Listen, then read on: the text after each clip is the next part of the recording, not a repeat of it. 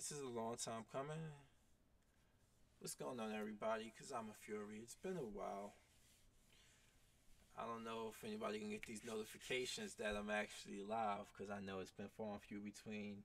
You've been hearing probably my Black Conscious of Fury videos, which I actually do from this device here, my mobile phone.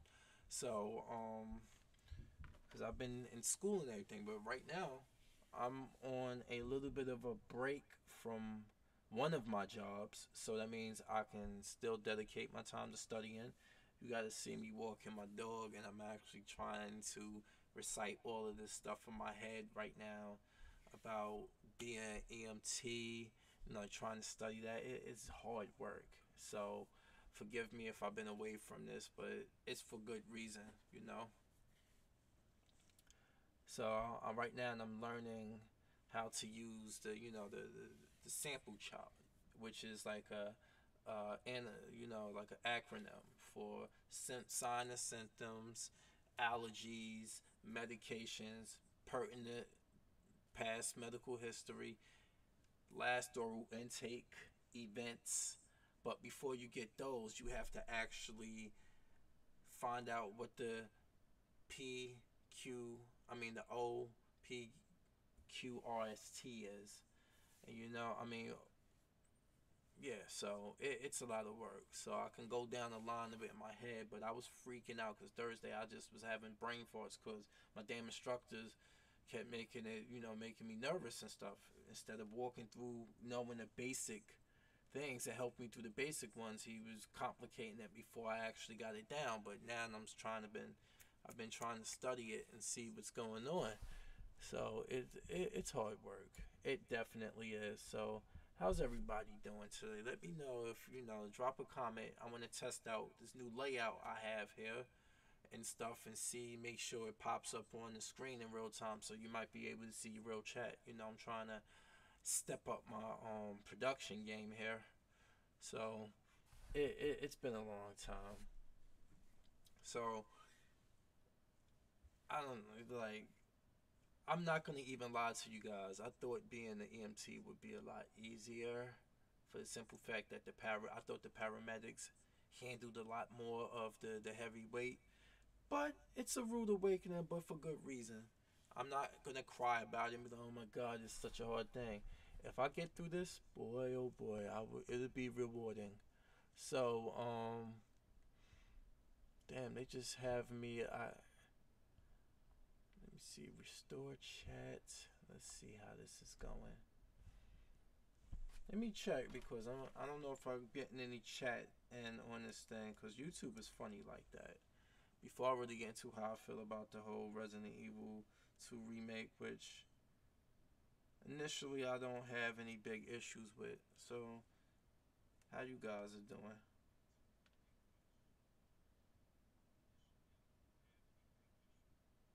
All right, so the chat seems to be coming in good, good, good. All right.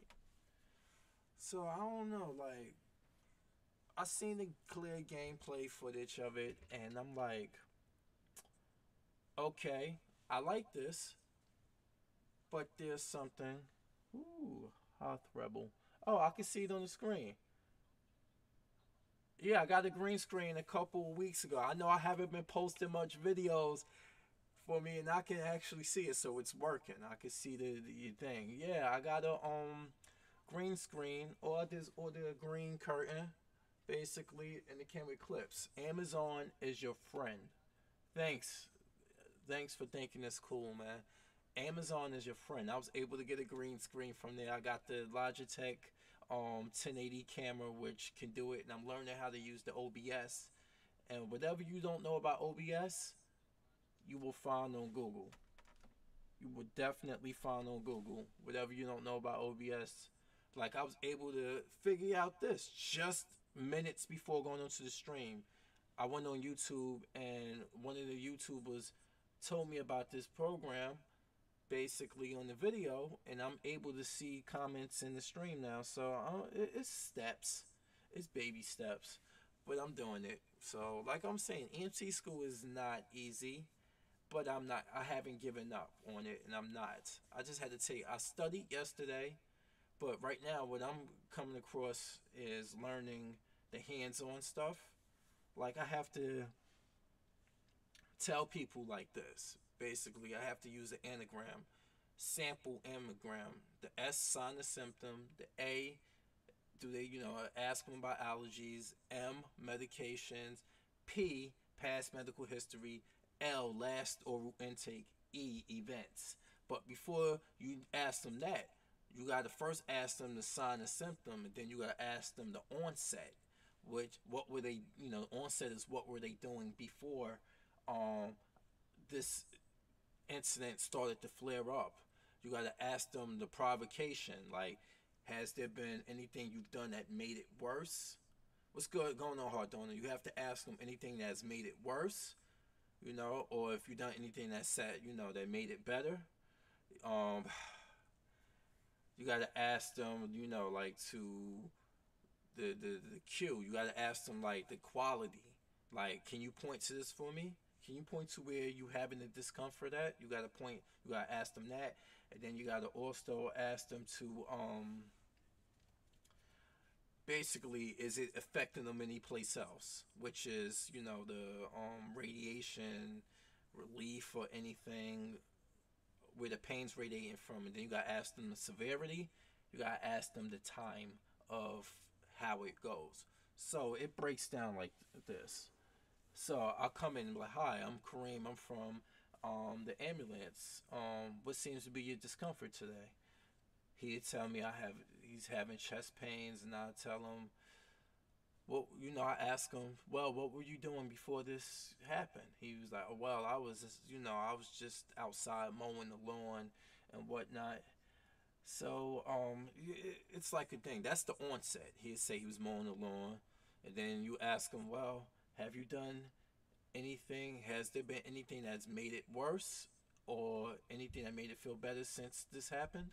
And he'll tell you that, the patient would tell you this, that, and the other, and then you have to go on to basically ask them exactly where is the discomfort, and you'd be like, he's like, well, this person, well, it's here, it's that, and then you would ask them, is it, going any place, does it affect them any place else? And they'd be like, well, yeah, well, it's here, and I'm having pain like from behind the shoulder, so you'll check them if you need to administer oxygen, whatever you need to do. And then basically when we have to give them 50. When you give somebody oxygen, you give them liters per minute. If you put a non-rebreather mask on their face, you have to actually like hey, I'm gonna administer 15 liters per minute of oxygen. So they put that on their face. See if they start feeling better. You continue the assessment. So if it doesn't feel better, they feel, this mask is making me, it's irritating me. The only other options that you have to remove the mask, and you have to switch to a nasal cannula, which is that thing you see where you go around the ear and the two things flare up inside their nose, and you have to drop the dosage to 16 liters per minute.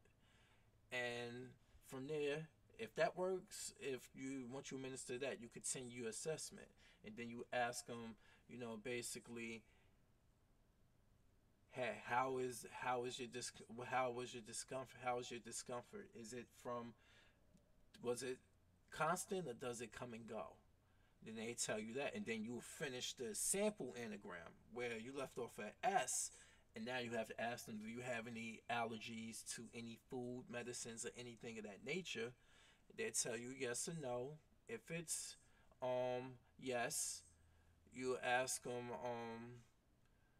they say yes, I have allergies to the ragweed and pollen, and then you ask them, do you use any medication for that?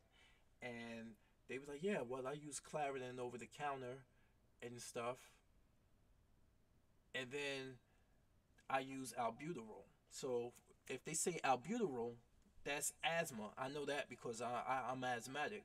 So I was like, so do you have any past medical history that's bothering you? or do you just use the albuterol? You know, do you have a reason why you're using the albuterol? Do you have any past medical history we should that I should know about? They'd be like, yeah, well, I have asthma. Okay. They'd be like, then you figure out, okay, you had asthma.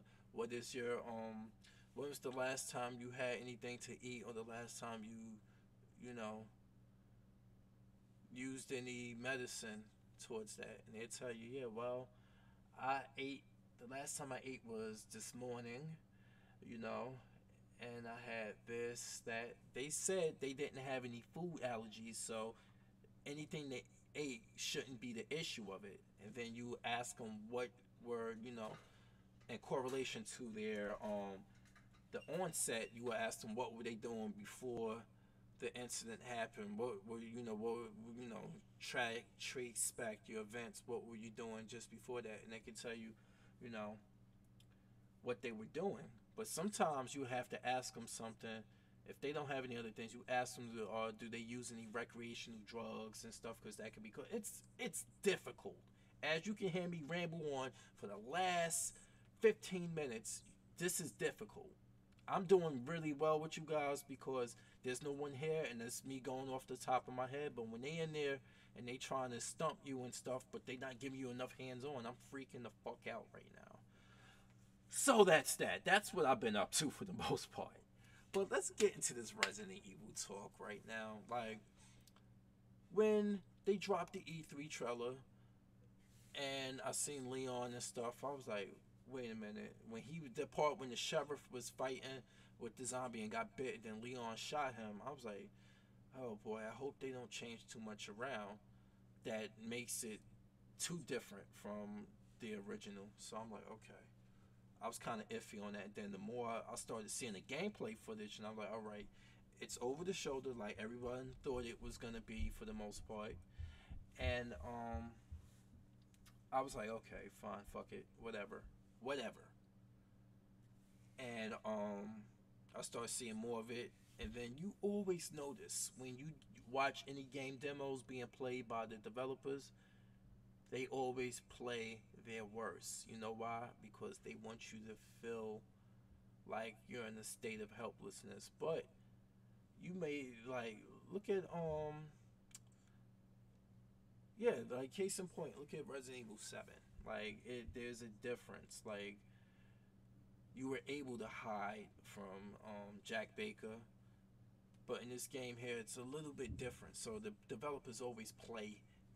They always play like they're weak and stuff like that. I noticed that in this game. It was God mode too. Cause you think Claire absolutely shedded no blood or showed any signs of weakness when she was getting constantly beat down by Birkin. They already confirmed that those weapons that she had at that point, the grenade launcher and the machine gun, you're not gonna have those by the time you face Birkin that first time. So don't worry about that. And I'm noticing a lot of people have like even friends, or even a good buddy of mine's on here, Nemesis. He has kind of he's a big Claire fan, and I get him. He's a big Allison Court and Claire fan and stuff. So I just feel like the voice acting from back then is personally, I feel the voice acting from back then is a lot different than what it is now. You know, all those performances you're seeing now have live action behind them, so the nuances are different. Like back when the original Resident Evil 2 came out, there was, how can we say, nothing. It was just a script in front of your hand basically, and they might give you a vague description of what is going on in the scene, and you do a couple of takes of it. Now you have the thing on your face and you're acting it out to one another. So in the mouth movement, they got the dots here, and they know the mouth movement syncs up a little bit more, and there's a lot of emotion in it. Like I like what I've heard from this new Claire. Like when she seen Sherry, she like the softness in her voice, the compassion, and it wasn't like overdone. It felt like organic because you're actually inside. The actors are actually acting this out at the same time. They might come and they do little touch ups and stuff to fill in spots. Like case in point, what Christopher Judge and the young actor who played Atreus did in God of War. That was acting. Notice that. That was acting. What they do in Last of Us and Uncharted, that's acting. So the voice can go, for this song, so Ellie, understand how it is today and stuff like that. Versus just being in a mic, being in a booth with a microphone and a headset on, and like, well, you're supposed to be like this. Well, Ellie, this is the way it's supposed to be. We're supposed to do this and that and that.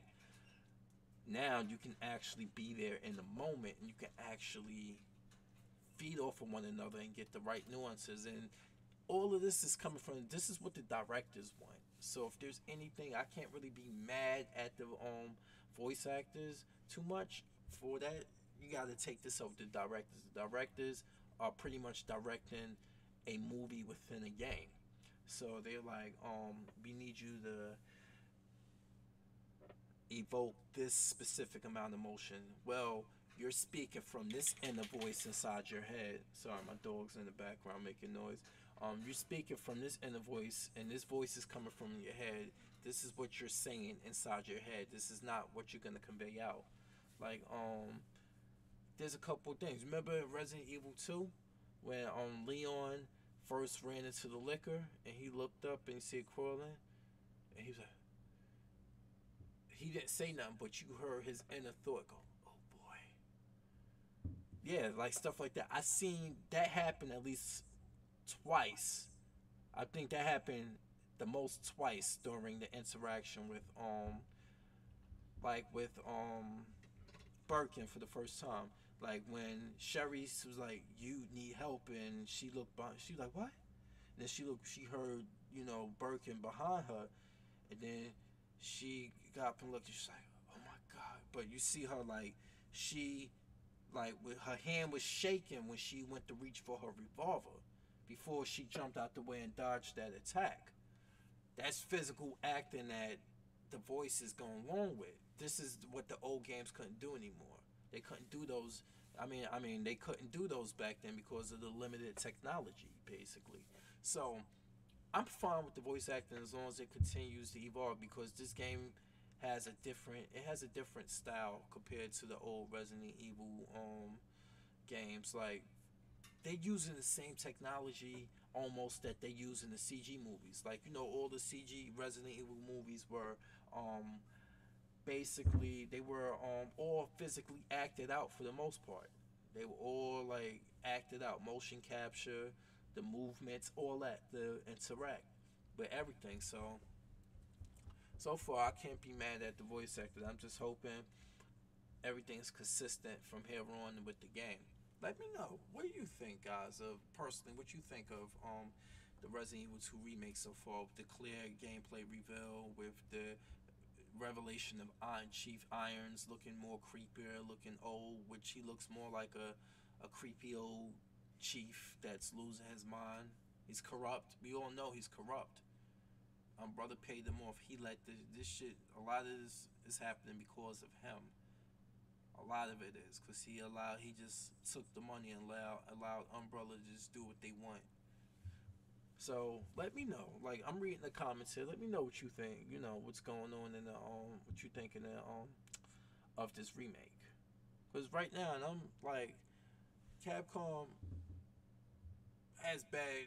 Like they have bad credit with me, but they've been repairing it like piece by piece, piece by piece. So there's a little bit more I need to know about this game, but I'm not gonna rush for everything to know everything because I don't want everything to be spoiled for me. So I like how we did Leon, and I figured that the next, I thought it was gonna be Tokyo Game Show at that they was gonna reveal Claire, but then again I started thinking like, you know what?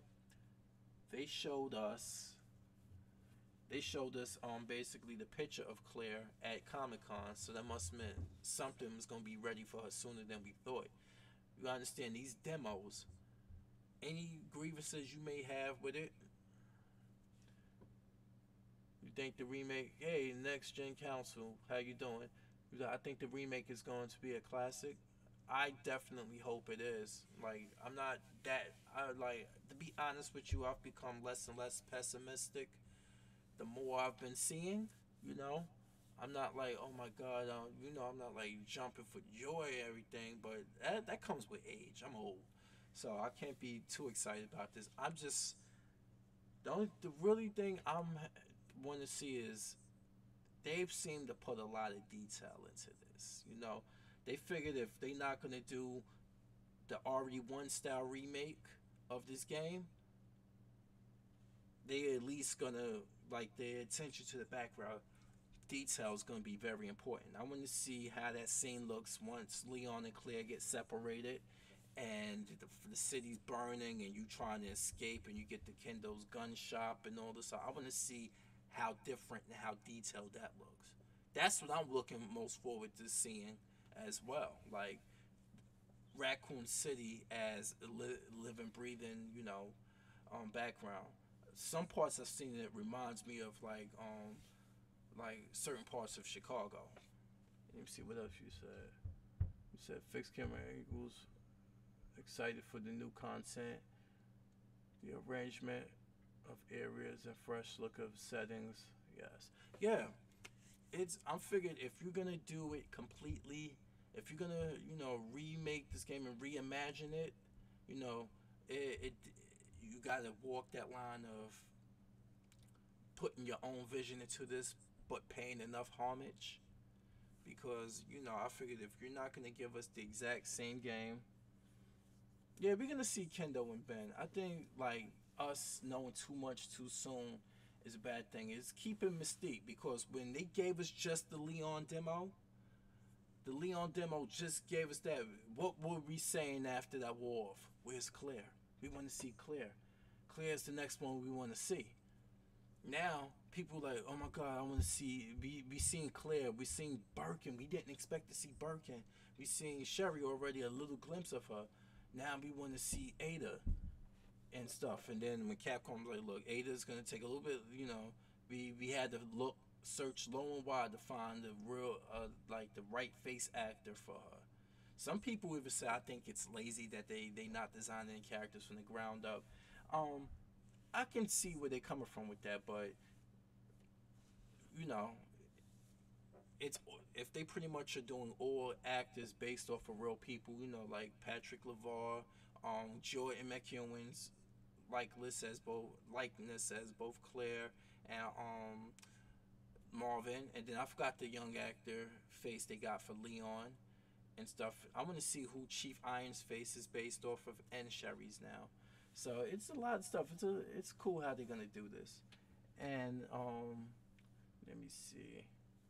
Let me read these. I can read a little bit better from here. Lady Nevens, how you doing? Like, it's a shame Piers went out that way. He'll never be back. I think he's dead. But you see, I think the remake's gonna be great. I'm also curious how Ada will look, and Annette, yes, Annette as well. See, this stuff that they need, they time release. Remember, this is January 21st that we waiting for. I believe January 25th or 21st. We got a long ways to go, and they should trickle out anything. You don't want to pop our cherry too much, and we know everything, and we're like, whatever. Nobody's talking about this game. They want to keep us talking. This is what they're supposed to do, to be honest with you. They're not supposed to just give us everything at once. I mean, if they could give us everything at once, they might as well just give us the fucking game and for us to buy right now, right? So it has to be something. They have to give us something, you know? But the moment I seen, speaking of RE6 and Pierce, the moment I see him get severely injured, I was like, oh boy, he's gonna inject himself. That was kind of predictable, you know. I don't know if it was to you, but I was like, oh shit, no, not him. But it had to be one of the protagonists had to, lay on his sword. I think he's the only one that died, like out of it, Leon and Helena came out. They survived. Sherry and Jake survived. Chris, of course, survived. Out of the 6 main characters of the story mode campaigns, so I figured something like that was gonna happen. But as for the RE2 remake, I'm fine with that. Like, so far so good. That's how I feel about it and stuff. And I just was noticing, I was on Nemesis chat earlier, and maybe they were trolling, maybe they weren't, but I my decision, my feelings on RE7 still stand. I really don't like that game that much. I really don't. Like as a RE game, I think it's trash. My friend is enjoying it right now. My friend said I'm really. My friend told me this yesterday. I'm really having this fun with this game, but I know this game was not worth $60, or let alone is it a good Resident Evil game. That's what he said to me. But he's enjoying it because he bought it for only $20. He was like, "Is the?" But he got Not a Hero, which was free. But I told him the true ending of the game is in the Zoe, and you're an old man punching molded with a power glove. And he's like, you know what? Fuck that. I'm good. I watch it on YouTube. But I'm not buying that. I don't even want. I just think the whole premise of it is dumb. That's what he said to me. You know. So I'm like, that's how I feel about it. I really do. You know. Let me see. I don't even know how far our Resident Evil 8 is off from that, and I think after their fan reaction to 7, I don't think they're going back to first person. That's just me thinking that. I don't think they're going back to first person with that. Um, there's been high positive reaction to the over the shoulder, and with this remake. And speaking of remakes, I was telling people that I've even found this out. You know, I watched Where's Barry, and I went and confirmed it for myself. Resident Evil 3 Nemesis did terribly, sales wise. It did terribly. I don't know if you know Capcom like they money. I don't know if they think the fan base is gonna be there enough to warrant a remake of it, even though they already developed most of the assets. I would think with the already reimagining Raccoon City. So I don't know if they're gonna do it or not, because I think it's the third least selling game. I mean, it could be. I have to check that. You said RE7 has sold decent. Yeah, my thing about RE7 is that RE7 sold decent because they kept finagling the numbers. They had it estimated to do high amount, and then when they realized that it wasn't gonna do amount, they lessened the target numbers. And right now it sits at maybe 5.1 million copies just now. Whereas let me bring up the chart. I will bring it up here on my phone and read it out to you.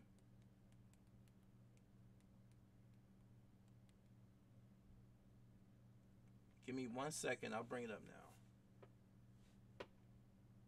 Oh, I hope Death Stranding is good.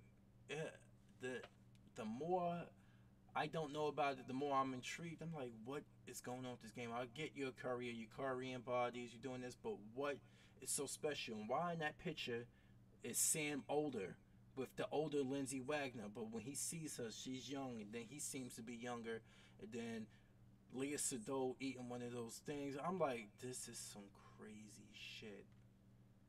Like, what is going on in this game? This story. This is Hideo Kojima. You thought he was off the hook when it came to coming up with the stories of Metal Gear Solid and that pseudo realistic world, pseudo science fiction, realistic military. Yeah, man. Imagine him now with his full creative control and not, having to answer the Konami. Okay, this is how it goes here. All right, 1996, Resident Evil total life sales copy of 5,331,647 copies. That's in 1996. You know. Now, 1998, Resident Evil 2 lifetime is 6,114,370 copies. Okay. Now to 1999, lifetime is for Resident Evil 3, 3,528,691. You see the difference? Resident Evil 2 sold on nearly twice the amount that Nemesis sold because I think they released them too close to each other. 98, 99. And if they would have released um Resident Evil 3 like it should have been released as a side story, which it was originally, maybe things would have been different. But that's lifetime sales of it now. Let's go to Code Veronica. That sold even less than Nemesis and stuff, but they got cult followings. I'm not saying they're bad games at all. Like Code Veronica only sold 2,745 copies, 270. I mean 2,745,438 copies lifetime sales. The Survivor series, all of them combined. Oh, you want to know how much the Survivor series, the Gun Survivor, combined only sold 643,914 copies combined. You know. So look at the Resident Evil remake. The remake lifetime sales from when they released it on GameCube, when they released it on Wii, the PS3, Steam, and all that, sold 4,199,000 copies, plus like 297. All right, and then Resident Evil Zero has sold lifetime of 3,253,000 copies, which means it it sold slightly less than Nemesis. The Outbreak series only sold 1.6 million copies combined lifetime. You want to know how much Resident Evil 4 sold lifetime? That did, like all of them together, 8.2 million copies. 8, 8.2 million copies lifetime from every iteration that's come out. That's combined. That's what lifetime is. All right. The Chronicle series, the Umbrella and Darkside Chronicles. Darkside Chronicles for the Wii. The Umbrella Chronicles sold 1.3 million. You want to know how much the Darkside Chronicles sold? 145,000 copies. Wow, 145,000 copies. Whew, that's terrible. That's combined both of them, 1.5 million total. And then the value pack, and then the HD selection, yeah, all that combined. Resident Evil 5 lifetime sales, 12.1 million copies. That means from Steam, PS3, 360, the HDs for the PS4 and the Xbox One, the Mercenaries for 3DS only sold 166,000 copies. Resident Evil 6, the game that everybody claims they hate so much, sold 10 million copies lifetime. 10 million. Jesus Christ. People really hate that game, huh? Because when it came out, HD version for the PS4 and Xbox One, it sold another 1.4 million copies. Whereas Operation Raccoon City, both of them, like Steam version and the console version, 2.7 million. Surprisingly, Revelations for the 3DS, Revelations like 1 lifetime for all of them is 2.5 million, and then Resident Evil Revelations 2 lifetime is 2.3 million. Resident Evil 7, 5.4 million. Okay, so let's go back up. 5.4 million for RE7. That's just maybe 60,000 copies more than the original Resident Evil sold. And the original Resident Evil, not the remake, the original, only came out on PlayStation 1 and Sega Saturn. Sega Saturn didn't do any damage to it. Sega Saturn version only sold 148,000 copies because the Saturn was just American. It just wasn't popping. I own the system. I love it, but it just wasn't popping in America. And then the Deadly Silence version, so the DS version sold 103,000 copies. So it barely sold more than the original one that came out 20 years before that. So is it really that's my thing. It's not the success you think it is. I'm not saying it's a terrible game. You might like it. I don't. But it is not. If a game that only came out on one system, because the Saturn version and the DS version don't count because it barely did anything to make the sales. All of that was predominantly PlayStation 1. PlayStation 1 basically was the only thing that sold on, compared to having Steam, having PlayStation 4 and Xbox One. Those three, it had those three consoles compared to the sales on one PlayStation, on the original PlayStation. That's not a success. I'm that's not a super success. It might be semi-profitable, but that took a long time. And think about how that it dropped down its value. The most you're gonna make your money back if you sell high copies quick. You know why? Because you're selling them at $60 a pop. It can sell 5.4 million, and it started selling more when the prices went down. That's not profitable. You need to sell a specific amount within a span of time to be profitable. I've been reading up on this. So that's my thing with it. That's why I'm saying it wasn't a success.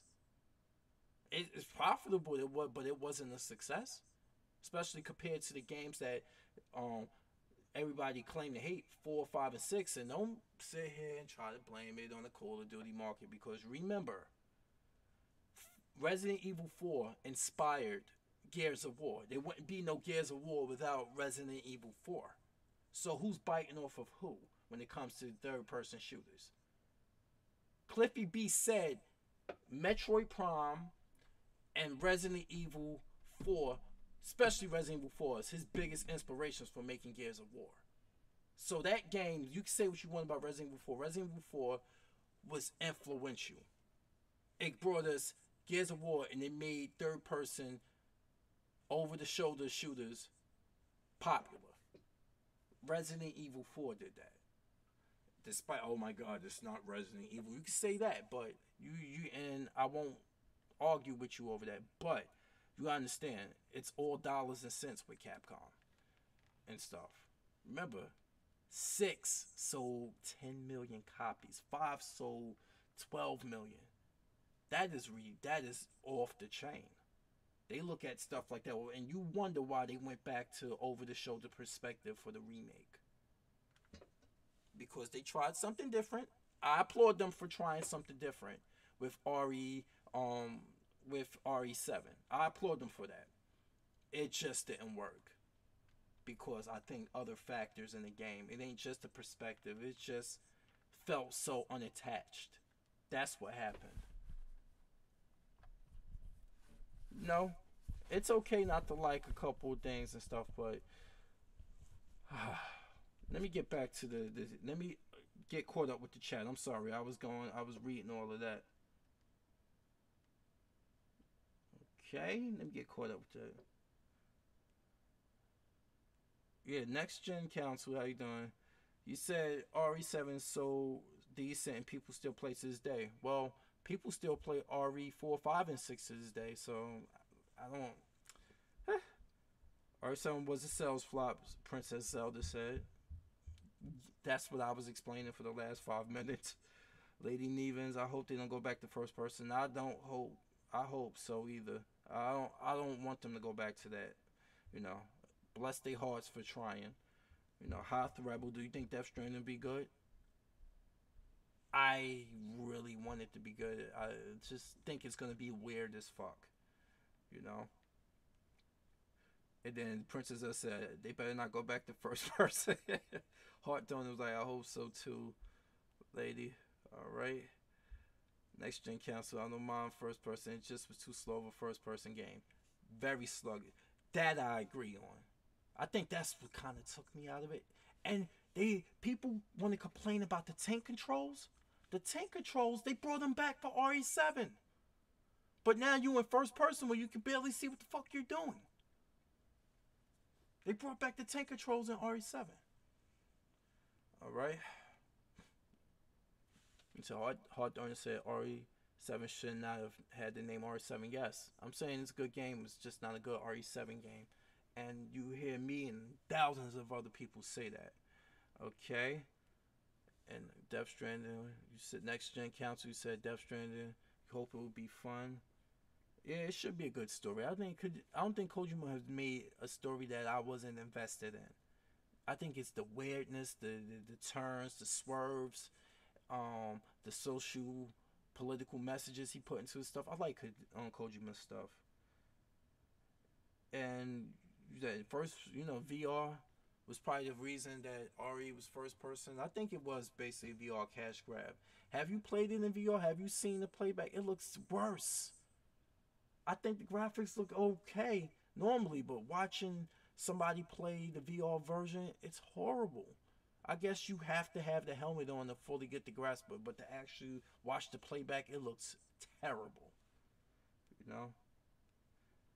Yeah, and I was hoping, Heart Donor, that RE that would have been a side story to Resident Evil. Like for example, they say Code Veronica was originally supposed to have been RE3. And RE3 is the original side story. But Sony and all this other shit, Capcom, and they made this handshake deal that all the main storyline games will only be on PlayStation. The side stories had to be Dreamcast, so they had to switch roles and shit. So it's crazy. And Lady Neven said RE5 and 6 are underrated. Yeah, they are, because nobody started hating on 5 and 6 until nobody started hating on 5 and 6 heavily until 6 came out. And then we have a wave of RE7 fans who were newcomers to the series. And once they played RE7, they went back and played the old ones, and then they hated the old ones because they never played the old ones. They never played through the series like most of us have. So they jumped in on 7, and then they went back, and then they realized, 7 was how they got their feet wet with the RE series. So they take a strong liking to 7. Some of them, not all of them, but that's how I see it. And let me see. Let me get caught up on this. Wow, y'all were going. And Lazaro Martinez, a big fan of yours. I was hoping there was more true sensible options such as yours. Man, Lazaro, thanks, man. That makes me feel kind of good. I ain't trying to I'm not trying to push anything on anybody either. It's just my opinion, basically. And we all like it. Like some people, I actually thought 6 was okay. People hate it. I can see why you hate it, especially if you came with the series. You came through playing the series from the beginning. I can see why you hate it. Me, I'm just like, you know what? As crazy as the story was, I'm like, wow. So this is what Jake and Sherry was doing while Leon was doing this. When you start playing it from the 3 different perspectives, it started coming together. And then the Ada thing, and how they took Carla Radamus and they genetically spliced it with the C virus and made her into somewhat of an Ada clone. And they made it just enough that we, the gamers, can tell them apart, but them inside the game couldn't. They made it for us, so for us to follow along with it. And like, wow, damn, are they gonna figure this out? It's easy to figure out which one is Carla by the outfits. They made it so glaringly obvious for us, so was it an insult to the intelligence? Maybe. But then again, if they were attracting the Call of Duty fans like people say they were with 5 and 6, maybe they had to put the dunce cap on for some of them. No offense to anybody, but yeah, it's cool. Like how I stand on Resident Evil. See, I got this curtain up here. I can't really get behind it. Y'all can see, I could probably see partially behind it or the reflection, but I got. I got the Resident Evil games, but you remember this picture? Hold on a moment. Remember one of my intros that I used to do, like one of my intros, you see me like this because you know that's how I felt about it. I tried to replay this game. I bought it for $20. Like, you know what? Maybe I was too hard on it and stuff. No, no, I still don't like it. I don't. I just don't. But I have to try to play it again. Why? Because I'm a Resident Evil fan, and maybe I'm just was like too hard on it. You know? Yeah, like blind. Hey, what's going on, blind man? Um, the story. I say the RE6. I could get. You know what was the most ridiculous part of the story was Simmons. He would not die. He just kept transforming into crazy shit. That right there pissed me off. Oh my god! I'm like, die already! You turned into a giant fly. Now you're a T-Rex. What the fuck? You were some kind of super. You were some genetically modified tiger. Then you went to a T-Rex and a fly. And I'm like,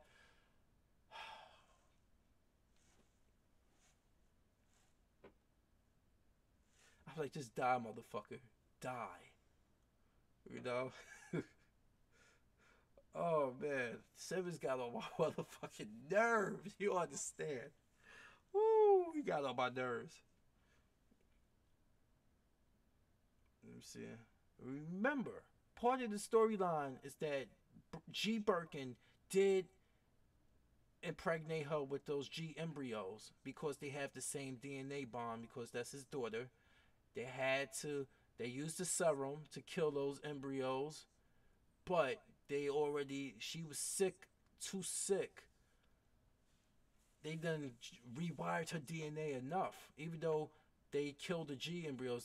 The G virus stayed part of her, and it gave her a healing factor. That right there, I thought was good fan service for the simple fact that they they did that for the people who remembered playing Resident Evil 2, knowing that something happened. You know that she went through changes. That's why they kept tabs on her because of that. Remember, Leon is a government agent to protect her, and then they kept her under, they kept her on lock and key for years, and the only way she could interact and be free in this world is to become an agent. Otherwise, she would have stayed imprisoned by the government for a long time because of who her father was, William Birkin, and stuff. And they probably ran all types of tests on her too, because even Wesker mentioned something like that. So Simmons' death was so corny. You mean when he fell through the thing and then the blood filled out the umbrella logo? Oh, you think that was corny? You know, you know what was corny? You get through all that game, you get through all this stuff in RE7, and then they did the ultimate fuck you, and they went like this. I'm Redfield, and I'm like, are you? I mean, oh, now it's a Resident Evil game now. I done played all this crap that had nothing to do with Resident Evil, and then now suddenly Chris shows up. Oh, I guess everything is just, the cycle is just complete. It was as insulting as the end of The Dark Knight Rises. You know, you had, um, you had, what's the actor's name? What is his name? He played John Blake. He was a cop. You know, he accidentally he shot somebody to protect himself, and then next thing you know, he detested guns. And then he was like, he knew who Bruce was because he saw that same look on his face, which was ridiculous. And then at the end, Bruce left him something, and he was like, "Oh," she was like, "Oh, you should use your birth name. I like that, Robin." I'm like, "Fuck you. This is Robin." You just saying he was the Robin to Bruce's, so you wouldn't call him Robin outright, but since his partner in crime, his they was the dynamic duo. Fuck out of here. That's how the ending of RE7 insulted my intelligence. Well, the first part of the ending, because remember the second part of the ending was not a hero. Remember the same action that everybody complained about. They were so happy to play in first person. You were just shooting shit and setting it up to punch it, melee attacking. But I guess because it was in first person, everything is forgiving.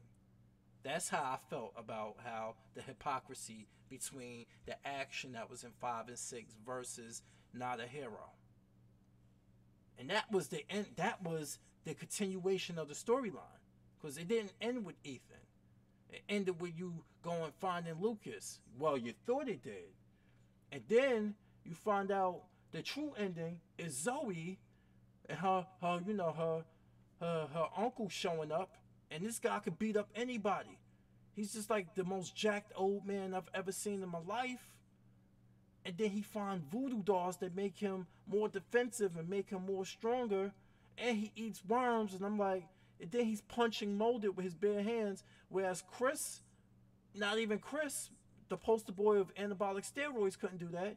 Ethan bitch ass couldn't even do that. We know he couldn't. He was a bitch. But you get what I'm saying with this. That was the ultimate insult right there to me about the whole franchise. You know? And my thing is with Chris, I think because that CG movie was done before RE7. Those movies take a long time. The primary design is already done with those movies. Those CG movies just take a long time in post-production to actually render. But the character designs are basically finished. And the characters are there, but they do a little fine-tuning and everything is sync up everything and make sure, reshoot, maybe they need to add in the CG, they need to add in the storyline. That's why, and remember, Vendetta took place before RE7. All CG movies since since RE4, it goes like this: Resident Evil 4, Resident Evil Degeneration, and you see the continuity because Leon lost his leather jacket, and then you saw him in on Degeneration, he had a new leather jacket, and then Resident Evil 5, and then Resident Evil Damnation took place after Resident Evil 5, and then after Resident Evil Damnation was Resident Evil 6, and then it just keeps sandwiching in between.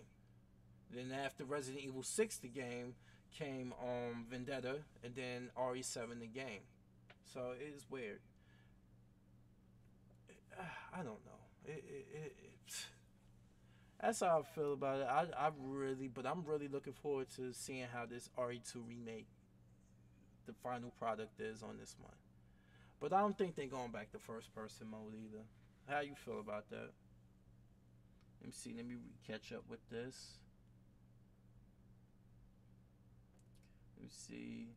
Lazaro says, gotta admit that it is a great game for the PSVR. The sense of scale and presence. If I had money for the VR, maybe I would get that. Maybe in the future. But it feels so cumbersome and not RE when I play it regularly. So you feel like that experience with the VR makes it like a more of an interactive Resident Evil game, which it thrives as. But as for playing it without the VR, it just doesn't feel as special. That's what you're saying? I don't know. I'm asking an honest question. So let me see. Princess Zelda said it's okay for people not liking the game, but when people say it's not Resident Evil, it doesn't make any sense. Apex Shadow. Yeah, it had many of these core principles of the franchise. Even the characters and settings were familiar. Well, with 7, yeah, I do admit that the it was a remote location. You were stuck on the premises. You were, that, yes, definitely. But something about it just felt just really unattached.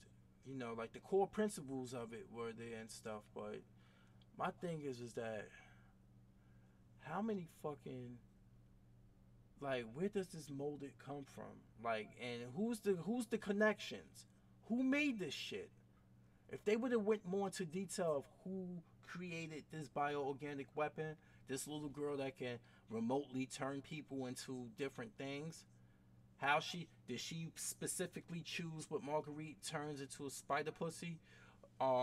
Did she strategically choose Jack to turn into a whole bunch of eyeballs and be super strong? Did she strategically choose? I don't like. It makes no. The story makes no fucking sense to me. At least we know with the Resident Evils before that, after the events of Resident Evil 2 and 3, Umbrella with the Umbrella got shut down. All of their research went onto the black market and was sold as bioterrorism. People have genetically spliced it and made things worse using what Umbrella. This is still Umbrella's fault. All the stuff that happened post Raccoon City is still Umbrella's fault because they researchers have put all of this out there into the market and people have twisted it and made it even worse.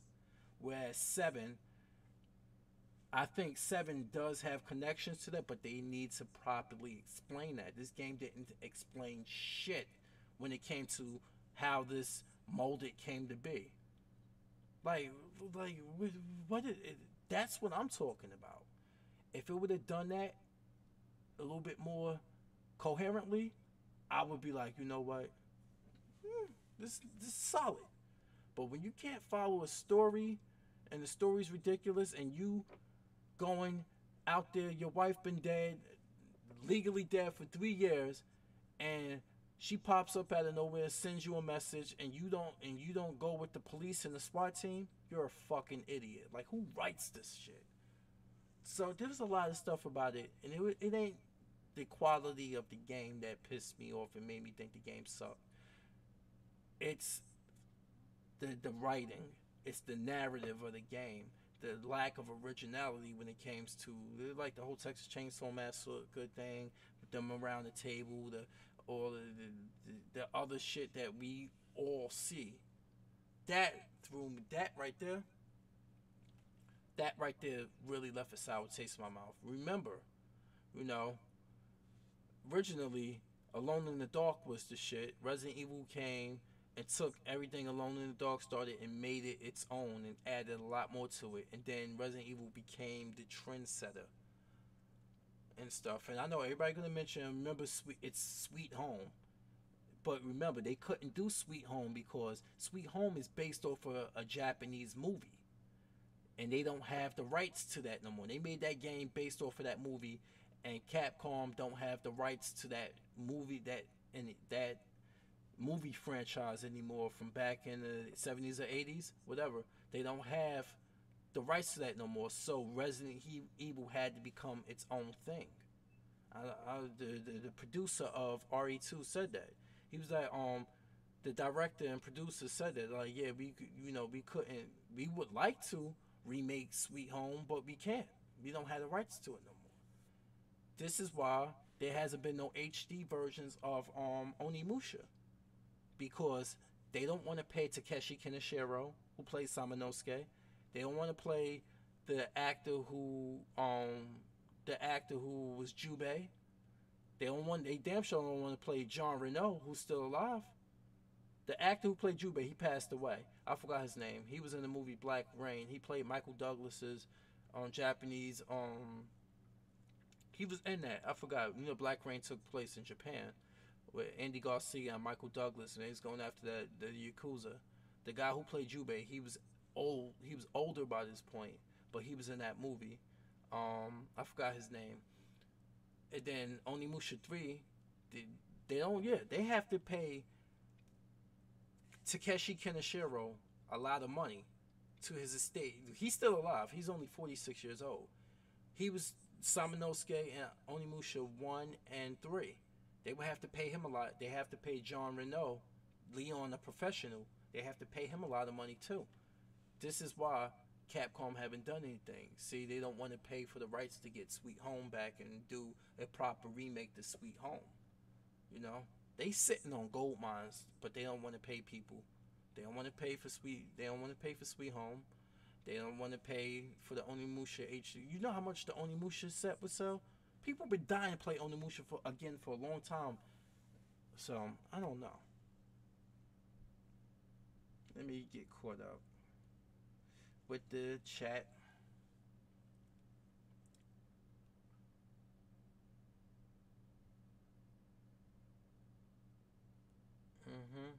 See, I know, but I was just going. Oh, okay. I'm getting caught up. I'm sorry, people. You know, let me see. I totally have an issue with R7 having its theme and mode be in every room. And I told my friend, was like, yo, those I can't get past the molder. I was like, if you run into a room and close the door, that'll keep them out for a while. That keep them out, right? So, oh yeah, speaking of Revelations 2, you know that dodge mechanic that you got in Revelations 2 is in the Resident Evil 2 remake. Like, there's video of it. If I can somehow find that video of it, I would actually find it. Let me see if I can find it. I would have to go to my OBS, my different channel, and at my different screen and see if I can find it. Let's see. Let's remove this. Remove. Yes. Let's go. Let's see if I can interact with this background here. Let me see if I can find that evasive move. Just in case if you never knew that you can do that move in Resident Evil 2 Remake. It's in the demo. So give me a moment to find it, and I will. Let's go to interact. Alright, so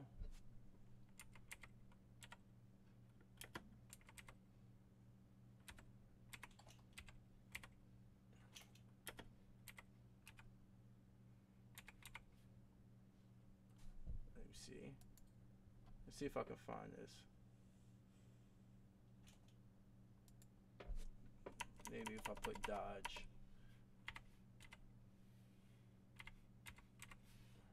Yeah, let's see if here we go. I think it's this one. Hold on. We're lost. No kidding. We are trillion. Skip. This is not how I imagined my first day.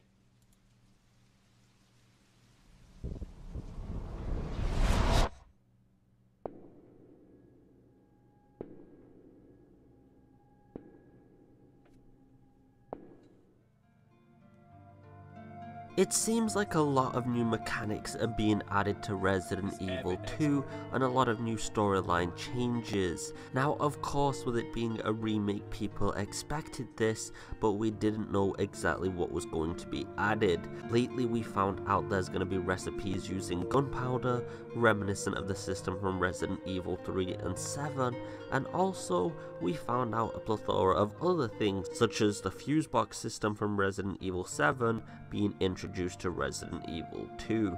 But now we have a new one. It seems there is some form of a dodge mechanic. Now people who have played some of the recent Resident Evil games such as Revelations 1, which is my personal favourite for the dodge system, they'll be familiar with this system. Now it looks like some form of dodge system is going to be utilised in the game, as you can see here. I'm not exactly sure what the conditions for it are, whether you have to press a button, move in a specific way, or whether it is literally based on the physics angle of the attack. See? There's a dodge move in that. So, it is strongly likely that you're going to be able to dodge. As you can see, it's going to be a dodge mechanic in the game. So, if you're a Revelation fan, you already see what it's all about. Revelations 2, I remember that being in there. So, they said this game is going to be capable of, you can do a run, an entire run with a knife. Keep that in mind about how this game is going to be. They said this game is going to be friendly for speedrunners. So, you already know what to expect. If they already said that already, that it's going to be speedrunner friendly. You're going to be able to get through this game with a knife. And now we see, now I understand why. You got the evasion move right there. That's another thing too. But you can, they say, somebody leaked that they actually can use the knife on Birkin in his eye. If he grabs you, Claire, if she had the knife, she'll be able to stab him and then stay stuck in his eye but I think you have to shoot it out or something, or it might just get lost, and you have to just find another knife. But you will be able to stab him in the eye with the knife, just like Leon was able to do, kind of reminiscent to Sadler in Resident Evil 4. So be ready for that.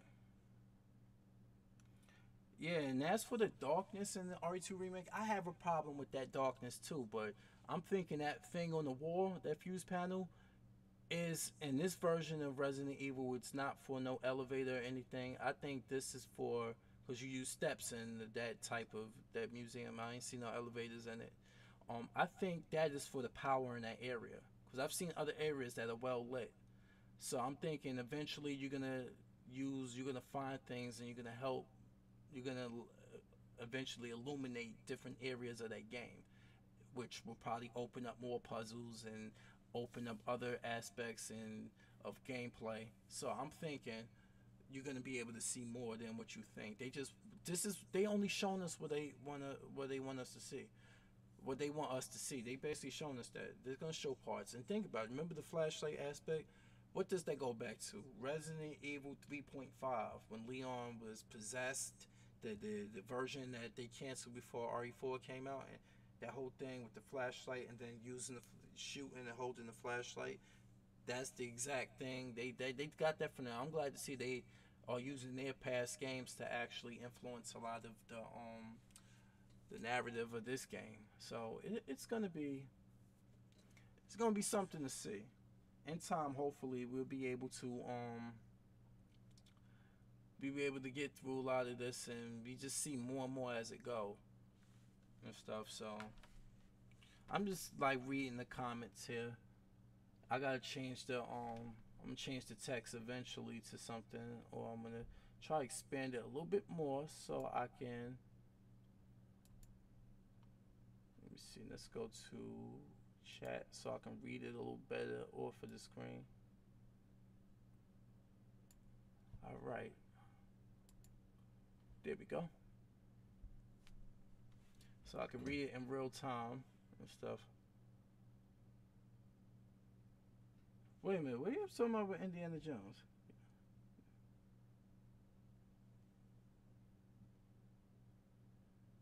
What's going on in this chat section? Oh shit.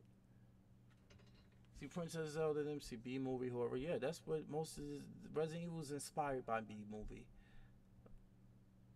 You said, but RE7 was a new game.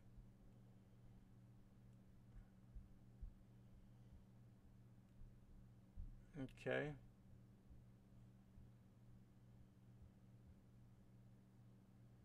Let's see. All right, Blind Man. They ripped off Silent Hill 2 with the wife supposed to be in dead for 3. That is true. That I didn't even think about it. Does Silent Hill 2? Didn't even think about it. Like I said, I would not show up anywhere. My wife been dead for how long, and I'm supposed to just pop up anywhere by myself?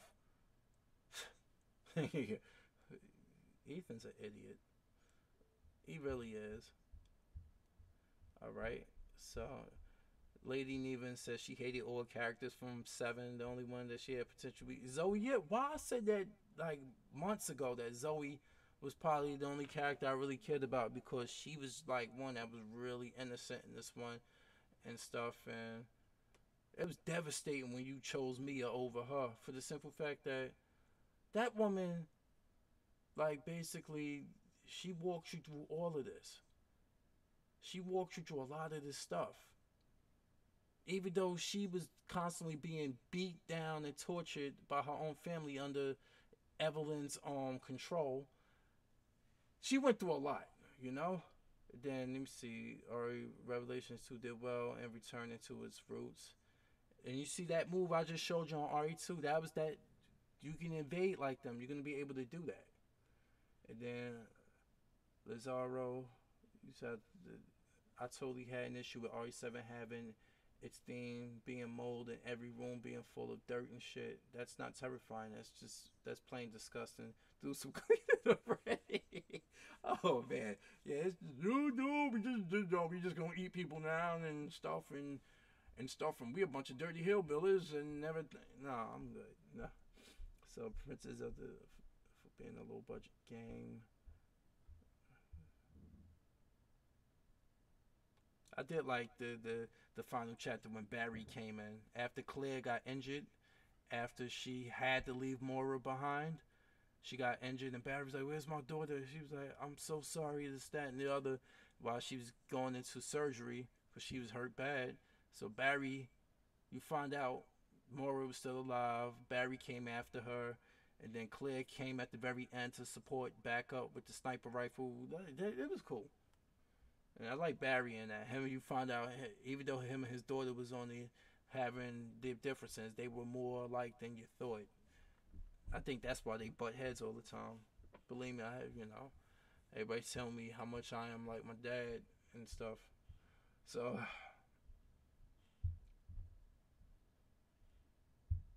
let's see. Yeah, I'm reading through all this and everything. Yes. Let me get caught up to the end. All right. That's one thing. You said RE7 was a rush job. Yes. And I can't show mercy on it because of that. This is Capcom's fault. Those emails that came out like, look,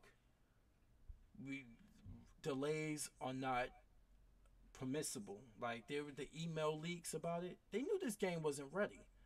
But the sheer audacity to hide the rest of this shit behind a paywall. Like, the true ending of the game behind the paywall. You cut out characters. Like, to this day, who is the blonde-haired woman? Do we know who she is? I'm thinking that could possibly have been Jill. I don't know. You tell me. Blonde-haired woman with the jeans and the maroon jacket and the black top. The other character with the dark brown hair. We don't know who any of those were. And then the fact is, I hated the fact that they purposely hid Ethan's face. Every time there was like, you would think you would see it, it's partially covered. Oh, it's this. Oh, you couldn't even stop in front of a mirror. You got no reflection. When I'm like, yo, it's fucking stupid, man. That I didn't like. Let me see. I'm trying to find the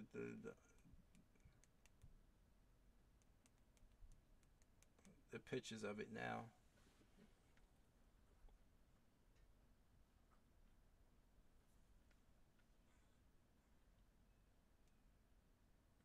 Images.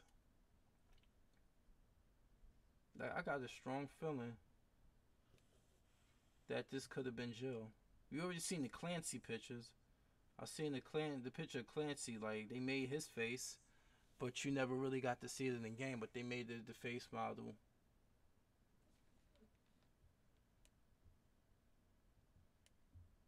Like, I was always wondering who is she?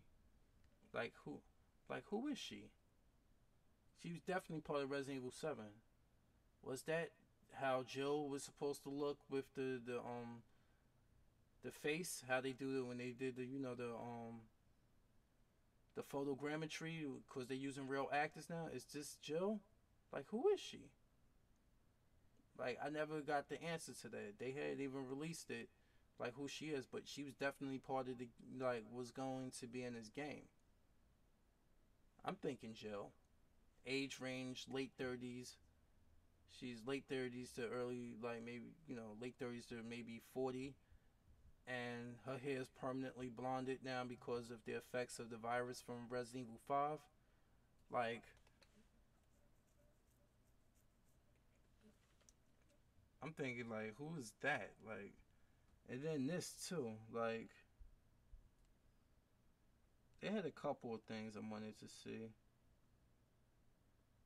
But I'm thinking definitely, like, I'm still thinking that was Jill. I don't know about you guys. It's on Capcom, and the main reason RE7 was a sales flop. I mean, but I think that even though it didn't sell as much, I'm still thinking Nemesis is the safest bet for Nemesis is definitely a safest bet for a remake, because they already are developing the assets to Raccoon City. It's very easy to just finish developing it. Remember the original Resident Evil 3 Nemesis? How basically it was all the areas of Raccoon City. Basically, if you put Resident Evil 2 map on top of RE3's map, it fit like a glove. But there's a lot of inconsistencies with the times that they need to fix. They said that RE3 Nemesis took place before RE2, before Leon and Claire arrived in town. But when Jill makes it to the Raccoon Police Department, it's in worse condition than it was when Leon and Claire got there, and they have supposed to have arrived there after she did. And you know that's a fact for the simple fact that Brad, you know she arrived there before they did, because Brad dies at the hands of Nemesis, and he's that zombie under the steps. Which I'm thinking, like, hopefully he is a zombie under those. He's a zombie somewhere in this game. Maybe in a different location, somewhere on the outskirts. But I'm hoping that it's there. I hope they at least pay that little bit of homage. But like I was saying, Jill makes it to the RPD before Leon and Claire do, and arrive in town and everything. Why is the police department in Dyer is in worse condition when Jill gets there than it is when Leon and Claire get there? What, somebody repaired it in between? Think about that. Think about it. There's a lot of things that don't make sense. Why is the puzzle still there? Like, why is the puzzles different? Why the doors were boarded up, and then when they get to this version, when they get to RE2, it's not boarded up anymore? Why did she find Marvin dead, and then he was alive in the Leon and Claire version? Now, if they was the remake Nemesis, if they was the remake Nemesis, it would be like this. You would meet, Jill would meet Marvin before he got bit. I would say that. I would say that would be one of the last things, like the last scene that you have with Marvin. Jill, he got injured already or so, and was like, he had been just got injured, and you helped him or whatever. He helped you and stuff, and he's like, I'm gonna stay behind or something like that. Or maybe he didn't get injured yet, because if they're gonna set it up with Outbreak, remember the female cop in Outbreak File 2 is Marvin's friend, and she did not want to leave him behind. So I'm thinking he got bit and told them to go on without him. So that means Marvin in this RE3 remake would have to be alive and conscious when he runs into Jill as well, just fresh off the injury. But it's not as fresh as you think, because if you paid attention to the Resident Evil 2 demo, if you look at the side of Marvin's face, you can see the infection spreading to the side of his face. They pay a little bit homage to when he turned to a zombie in the original Resident Evil 2, where that you seen that big buildup of like the discolored skin on the side of his face. That's on him, starting to grow on his face in the remake trailer, in the remake demo. Pay attention to that. So I'm thinking, like, there's a lot they can fix and simplify. Since they reimagined Resident Evil 2 storyline, they're gonna have to reimagine 3's storyline to fit in this universe. They're gonna have to do that, definitely. So, what would be your ideas? How would you figure to make sense of Resident Evil 2 and 3 storyline? Tell me right now. How would you fix that? Because there was a lot of inconsistencies with the original 98 and 99 games. So, let me know how would you fix them. Said act it out, Kazama. So, oh boy, because I had to do dramatic. I have to play victim for my classmates when we do hands-on in the EMT school. So I was like, you got the bite on the side. You have to send, like, you kind of hunched over, you're in pain, and stuff like that. We gotta do things like that. So excuse me if I did that, because just be in that mode sometimes and stuff. We gotta do rapid trauma assessments where you gotta come into the scene. You gotta stabilize their head. You know, use your hands, stabilize their head, check their radial pulse. You know, look at their chest, make sure, you know, is breathing. Do they have an adequate airway? Listen to their breaths, and then you'll basically do the blood sweep under their head. Basically, look for blood as you hold their head still. You look for blood under their head. Look for under their arms. Keep an eye contact on them under their back, under their leg, on the other side of them. Make sure there's no blood. Make sure there's no blood. And blood, you know, if you call for backup first, make sure the other person comes in, checks the, you know, he takes over supporting the person's spine. You put the C collar on him, and then you continue to, you know, before you do that, you check his vertebrae. He'll hold the head still before you put the C collar on him. You check the back of the neck, check, make sure they got 2 eyes, make sure there's no spinal fluid or no blood coming from their ears and nose. Make sure their mouth is okay. Make sure their trachea is fine. Make sure there's no stoma. You know, the stoma is the thing where the patients get the tracheotomy to put the hole in there, the throat cancer patients. Make sure they ain't got no medical tags on them that tells you their condition. You know, then after that, you swipe across their chest to look for subcutaneous emphysemas. Swipe down the middle of their sternum. Swipe under their chest, under their pectoral muscles, and then you will, you know, after the other person takes over holding the head, you will put your hands on their rib cage, their thumbs, and you gotta make sure your thumbs expand, meaning that they're breathing like that. Then you pat across here, like palpate, make sure there's no discomfort above the belly button, under the belly button. Move their hips, make sure there's no, you know, they're not broken, you know, up, down on the side, push them in, push them out, make sure there's no genital lacerations or discharge, and then you check their femur down to the ankle, you know, make sure they can hear you, make sure they push against your hand, push away from your hand, check the other leg. And after you do that, you come up, check the arms, make sure they can squeeze your hand. Can they respond? There's a couple of things.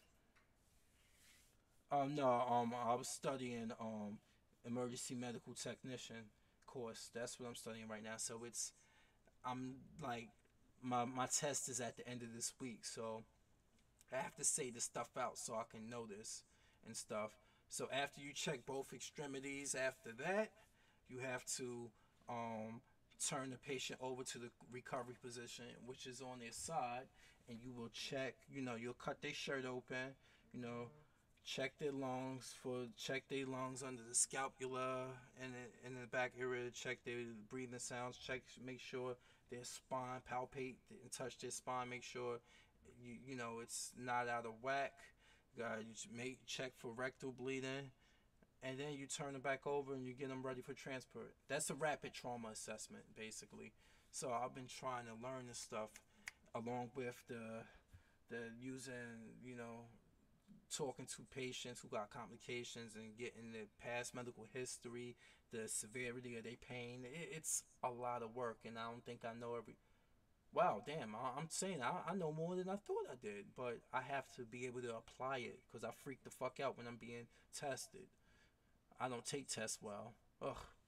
So, say good luck on your test. Thank you. I hope it goes well. Oh, man. Let me see. Let me get caught up. I heard Wesker's voice at the end of the E3 trailer. That would make sense. I think Wesker was talking to Chief Irons. That right there, I think that's what he was talking to. It was either, I think it was Chief Irons. If you heard Wesker's voice, more than likely he's talking to Chief Irons. Because you remember Chief Irons is corrupt and stuff. And I wouldn't be surprised if that's what you've heard. My thing is, I want to see how they play out Birkin getting infected. Does he inject himself like he did originally? Maybe this time around he's shot up and Annette does that to save his life. Because in the original version of RE2, the planned version was Annette got killed by Birkin and she became a G-Virus monster herself. So she became like somewhat like a sub-boss. So They might do that now, even though they saying there's no new monsters in this. That's what they just said a day or two ago, that there's no new monsters planned for this one. So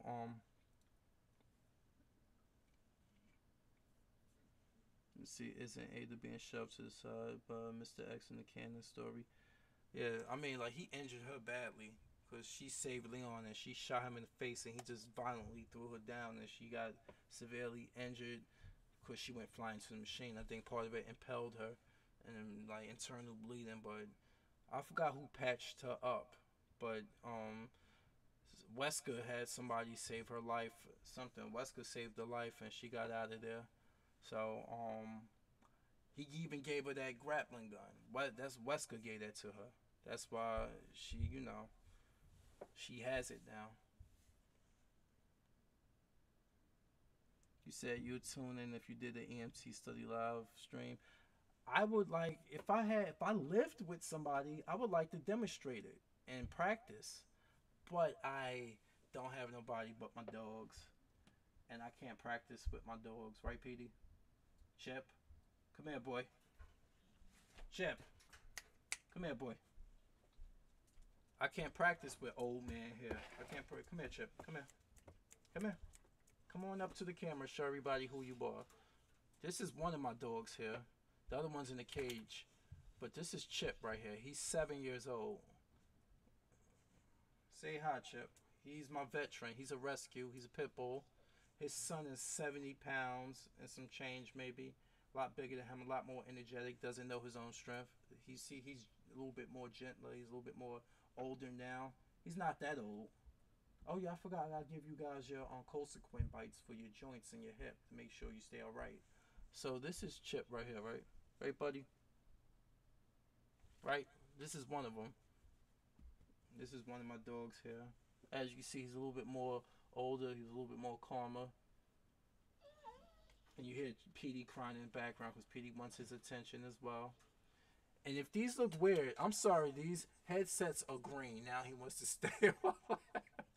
Oh, all right, Chip, that's enough, boy. He leaning up on this chair. Let me move my string.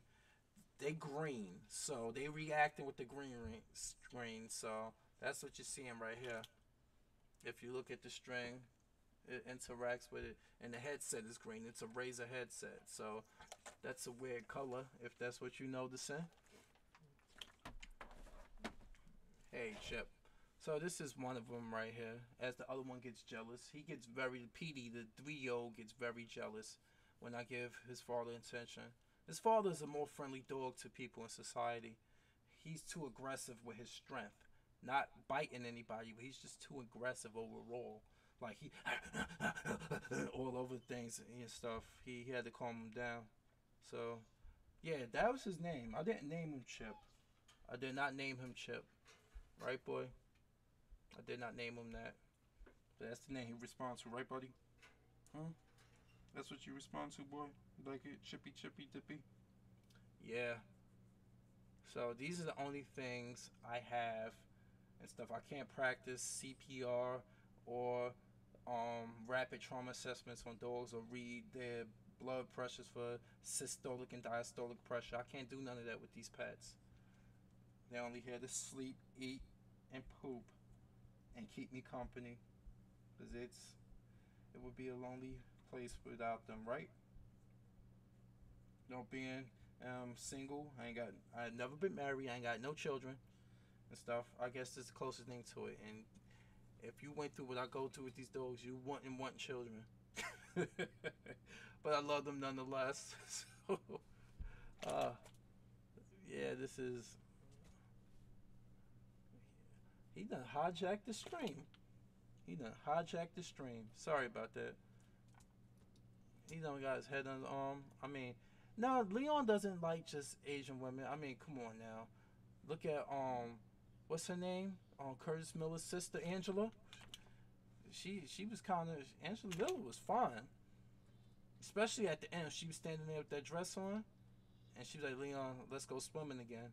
You know what that meant, because when they jumped in the water to get away from Curtis, he kissed and put breath into her to save her life. Yeah, And then on top of it, I mean, he got options. Leon got options. So I think he's good. I really think he's good. Almost there. Keep moving 1 minute to make my this is my Apple Watch. And then Hunnigan got no glasses. Yeah, I like when she popped up in the movies. Like she made the appearance in the movies, like, and she was at the computer with the glasses on and everything, Hunnigan and stuff. All right, Chip, it's time to get down, boy. Get down. Get down. Come on. Come on. Down, boy. Come on. Down. Down. Down. Let me go get the other one. Let me go and let him out the cage. Give me 1 moment.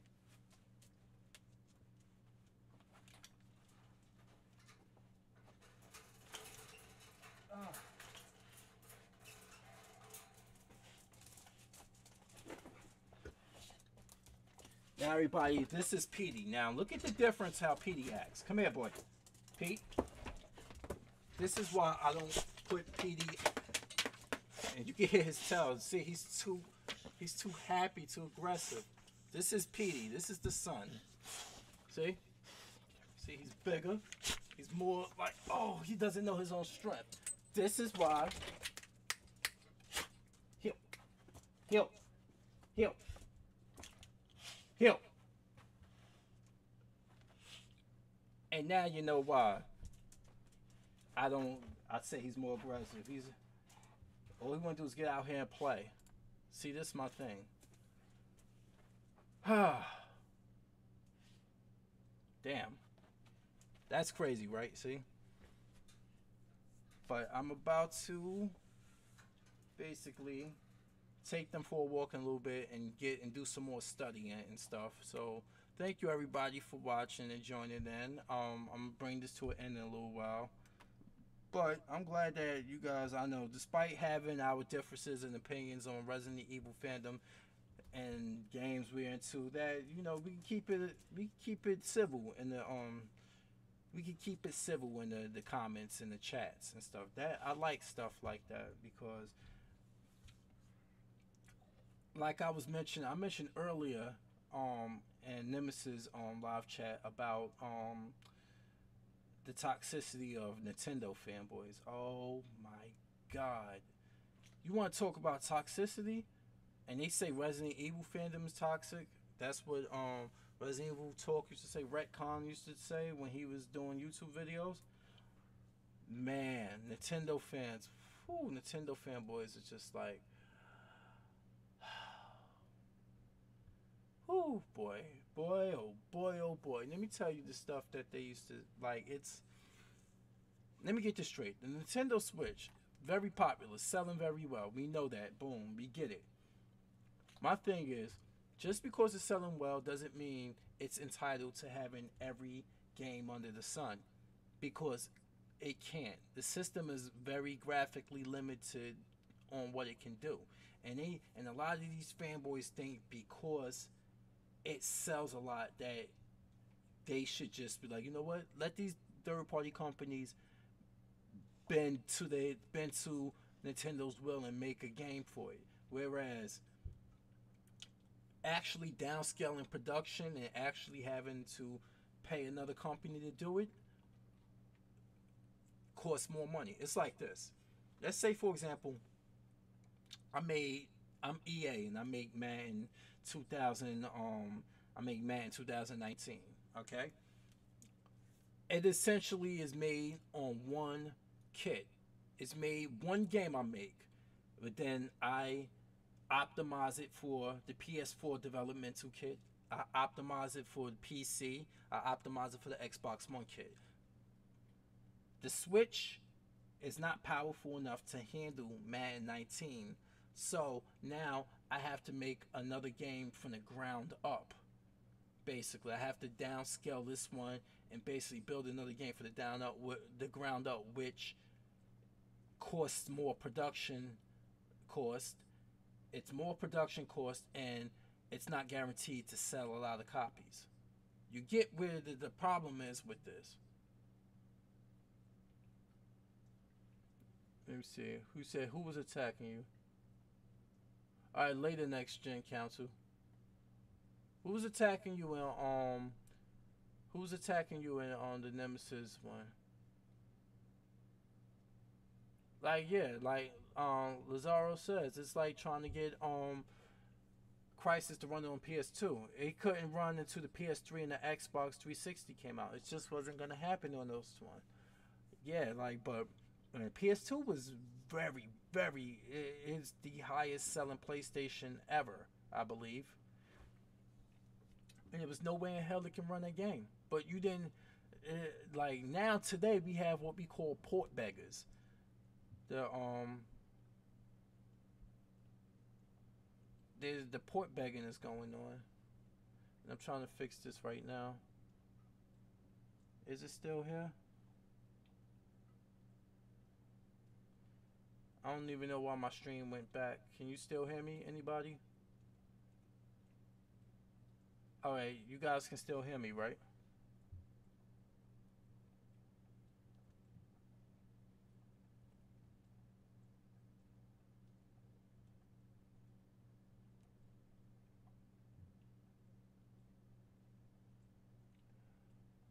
Alright, good. I'm sorry. I don't know what Can you guys still hear me? Hello? Somebody like put it in the comment section because the stream is like showing one thing and then it's doing another.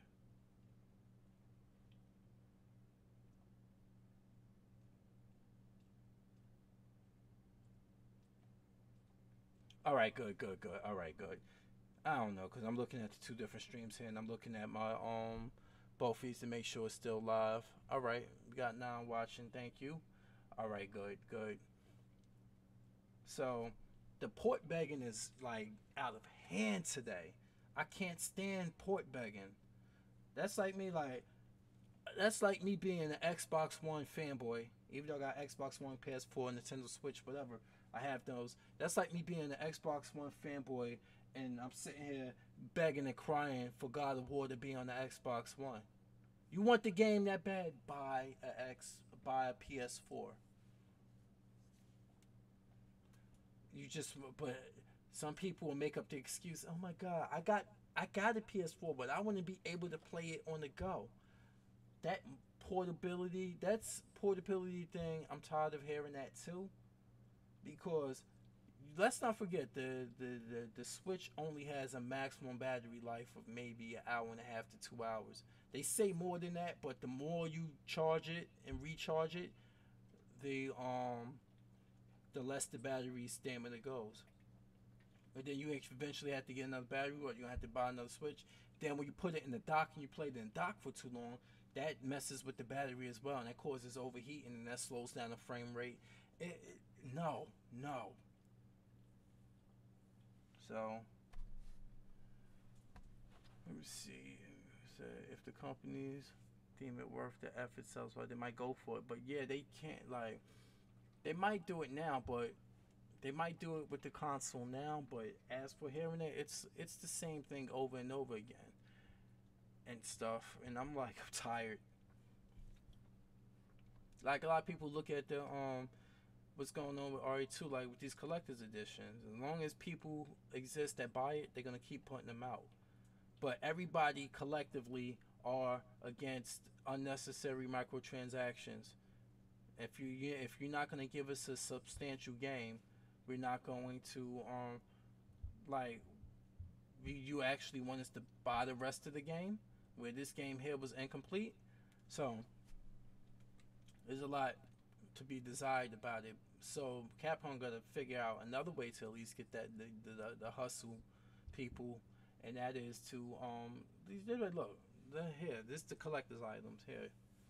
They can buy that, and then that keyboard is out of hand. You know, you can get that same type of keyboard without the Resident Evil logos for maybe $250 if you really want that keyboard and stuff. But then again, I'm not playing it on a PC, so I can give a shit about that keyboard. Yeah, I mean, like, I was surprised that they was able to get some sort of Resident Evil running on the Game Boy Color. It wasn't finished developed, of course. The version that's out, the snake just sits there still, like that. And then when you shoot the zombie, they just fall to their knees, and they just stay on their knees. there's a couple of things there. There was really like, I'm surprised he made it that far. Now, they would have did that. You know what? I'm mad that they didn't. You know what I'm mad that they didn't do? Speaking of Resident Evil for Game Boy Color, they didn't shut down. They shut that down, but they didn't restart it on the Game Boy Advance. Now that I would rock with, because if you ever played Metal Gear Ghost Babel, you would love that. Was dope. It was the it was like somewhat like the classic Metal Gear games, but it was heavily inspired by the Solid series. Metal Gear Ghost Babel was awesome, like as a Game Boy Color game. I mean, so they could have gotten it off, but Resident Evil was a more complicated game. Like Ghost Babel for Game Boy Color, Metal Gear Ghost Babel was dope for what it was. So, yeah, exactly. You remember Lazaro, you know what Ghost Babel is. So imagine they would have shut down the Game Boy Color version of Resident Evil and then restarted production on the Game Boy Advance, which was more powerful. I think that Game Boy Advance Resident Evil would have did pretty. It would have been pretty good. It would have had that somewhat. I think it would have been a good thing to try. Yeah, Resident Evil Gaiden. I heard about that one. And that weird ending with the Leon with the green blood and stuff. And I'm like, this is not canonical though. Yeah, it definitely wasn't canonical. Right, Petey? It wasn't canonical, was it? It wasn't a canonical game, was it, boy? Yeah, explain to me, was it a canonical Resident Evil? See, it only takes but so much to get him started.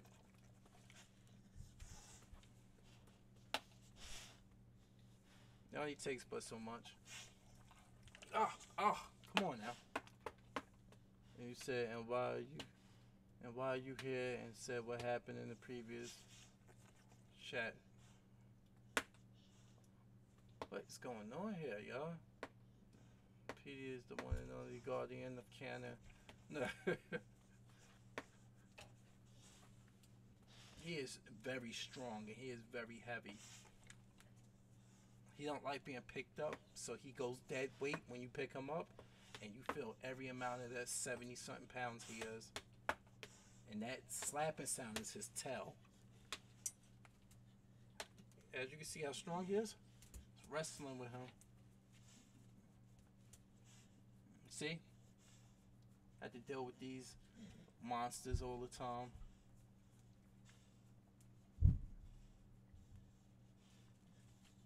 Okay. Like to share stories of real toxic fanboys in the community. You have a problem? Oh man.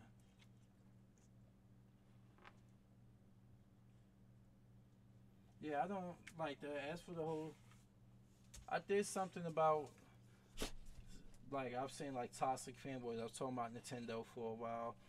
Also, I don't know if you guys into movies like I am, or into the Star Wars series. Jesus Christ. Like, the Star Wars fanboys really get under my skin. It said, Lady Neiman said Operation Raccoon City wasn't canon 2, but it was better than 7. Oh man, you about to start a war up in here. You have just started a war. Nah. So to do it, yep.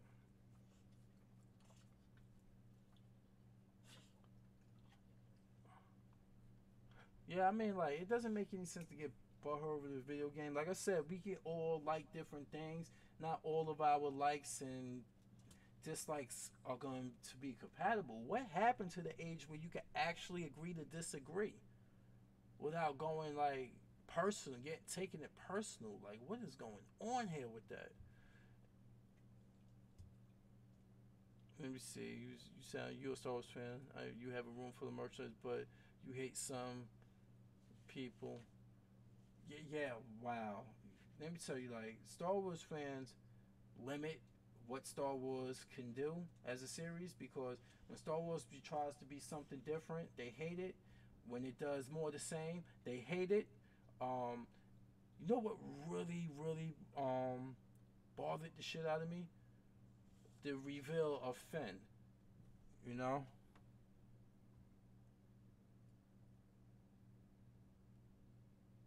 You know what really bothers the shit out of me? The reveal of Finn in Force Awakens, when they saw that the racist, the inherently racist reaction to John Boyega being revealed as a stormtrooper. I was like, oh my god, that right there really turned my stomach. Like, you were fine with Lando Calrissian, right? You were fine with Mace Windu, but what was wrong with John Boyega being a stormtrooper? Like, what? Like, what was wrong with that? Let me see if it was good. I felt like it was designed in a boardroom. And people were speaking of that. Yeah, you didn't, you felt it was in a boardroom to sell merchandise. I thought people were going insane on fucking The Last Jedi because they made The Last Jedi to be it was a deconstructive film. It deconstructed the lore of the Jedi. I mean, and people almost had fucking kittens. Like, people really had kittens over this situation. Like, they couldn't believe this was going on. Like, oh my god, this is a horrible film. They grew up on that expanded universe, and they expected to see all the expanded universe come to life and stuff, and they wanted to see Luke, a 60-something-year-old man, flipping around like a ninja and stuff. And I'm like, he went and realized that Luke basically realized that the Jedi's kept becoming Sith or becoming corrupted because they didn't merge one factor with each other. Like, back in the day, the ancient Force practitioners were one. Their emotions were one. There wasn't no dark and light side. You knew, that's why Rey went immediately to the darkness, and she came out of it without being corrupted, because she's a good person already. And good people have good or bad intentions. Like, they have good or bad emotions and thoughts. That's what keeps a person good. I mean, not keep a person good, it's what keep a person balanced. There was no balance back then. So, it was balanced back then. There's no balance now. The Jedi was absolutely light, the Sith were dark, and then there's always this struggle. That's why a lot of the Jedi went to the dark side, because they try to suppress their struggle so much. So it just was like, look, Rey was the one she basically learned how to, she was both, but she was a good person. Whereas Kylo was just bad. You realize that. That's why Luke was like, I can't, when he came to Leia at the end of the Last Jedi, he was like, I can't save him. You know that, right? I'm not here to save him. Because Luke made peace. He knew. He finally made peace with the fact that he couldn't save Kylo. He lived with that guilt for years. And he let go of it. That's why he came there and was able to do what he needed to do and sacrifice himself to save everyone. And now he'll be back in episode 9 as a Force Ghost.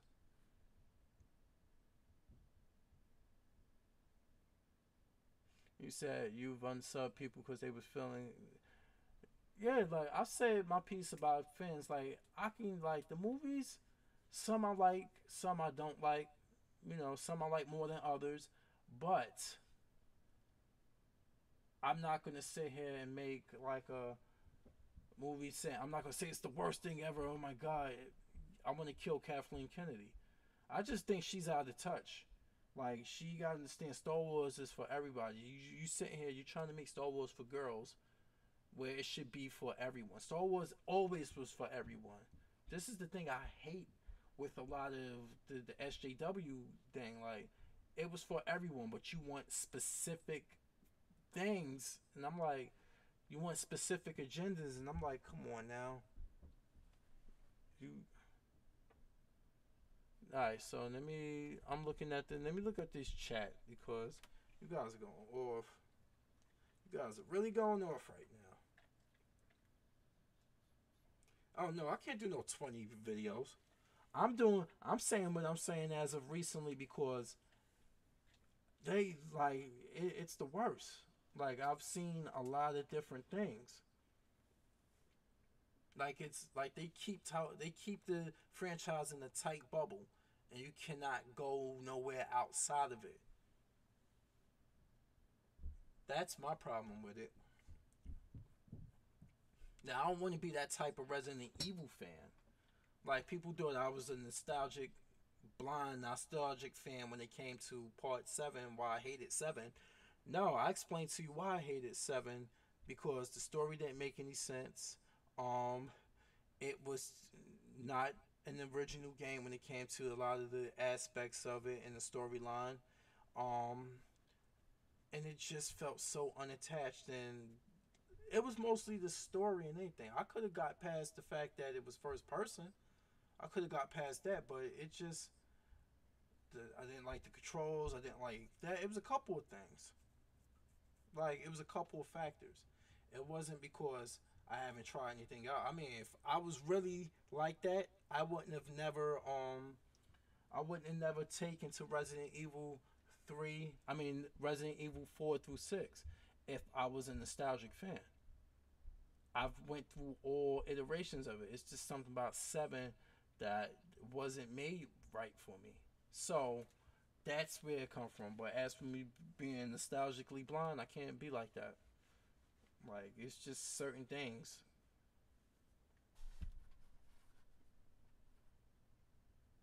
Let me see. Sit 95 to my other used to. I understand. I don't want to be. I understand what you're saying, blind man. I just don't want to be like that. That's why I said my piece about Resident Evil 2, about them dropping the ball, about them not releasing it on the 20th anniversary. I've said be careful what you wish for and stuff like that. But I kiss, like, to be honest with you, I've said it to you earlier in the stream. Capcom has been chipping away at me, and I think I'm like really looking forward to this game, and I hope that what I just keep seeing more stuff that I like. I've seen more. Like the only thing I really am apprehensive about is the fact that these zombies take too much damage. You can't how many times you have to shoot them in the face. You giving them that Jack Baker molded type of durability, and that makes no sense to me. These zombies have always been able to be taken down with shots to the head, and don't tell me, oh, it's because it's easier to kill them that way in third person. Not if they move the way they do. To put a well placed headshot on them won't be easy. So, but the fact that you are increasing the durability, that doesn't sit well with me. Because not because oh my god, the game's gonna be much more difficult. It's unnecessarily difficult, and you're fucking with the lore of the zombies. You see what the remake of the first one did? It made every shotgun blast not and every magnum blast not decapitation. The old Resident Evil 1 and 2, you blow everything fucking head off with one shot because of the way it lined up the camera, like because it was locked on camera. Headshot was guaranteed. With a magnum, you were gonna take their head out. Whereas in the remake, they took that away, and it's like hit or miss with that. And you gotta burn the bodies. They push that. Oh yeah, you might have the ammo to kill, but if you don't burn their bodies, you're not gonna get the headshot all the time. But if you don't burn their bodies, you're gonna pay for it later. So it was teaching you not to kill every time if you could avoid them, because of the fear of the crimson head. Whereas now in part 2, they teaching you to just try to evade all of them because it's going to take a whole bunch of ammo to bring them down. That's what it looks like to me. That's one of the main concerns I have, you know? Hey, what's going on, Nemesis? How you doing? You know, I'm trying to step up my game here. As you can see, I got the green screen going. Got Leon and Claire in the background. I got the stream going on the screen here. You know. Oh wow, Zonex, what is going on? The way zombie moves are gonna throw you off targeting. Yes. And I feel like it's gonna throw you off target in their head. But if you catch that headshot, you should be able to kill them. But from what I've seen, no, that's not enough. You gotta shoot them in the head multiple times. That's a problem with me with Resident Evil 2 Remake. That's my main problem. Is it just like that for the demo? That's yet to be seen. But then again, I wouldn't be surprised if it's just like that for the demo, for the simple fact that Birkin, you only had those grenade launcher and that machine gun because they wanted you to see that. They wanted you to see those weapons, but they said in the game, in the full version, you're not going to have those weapons at your disposal when you fight G. Birkin for the first time. Not all of those. You might have the defensive flash grenades, because those were defensive flash grenades. If they were regular grenades, they would have hurt Claire when she dropped it down next to her. They were flash grenades, I believe. You had the defense weapon, knife, flash grenades, handgun. You might have the Uzi. I don't know, but they said you're not gonna have those. You're gonna have to survive that and just aim for the eye. So it's different things that's going on. So Nemesis is here.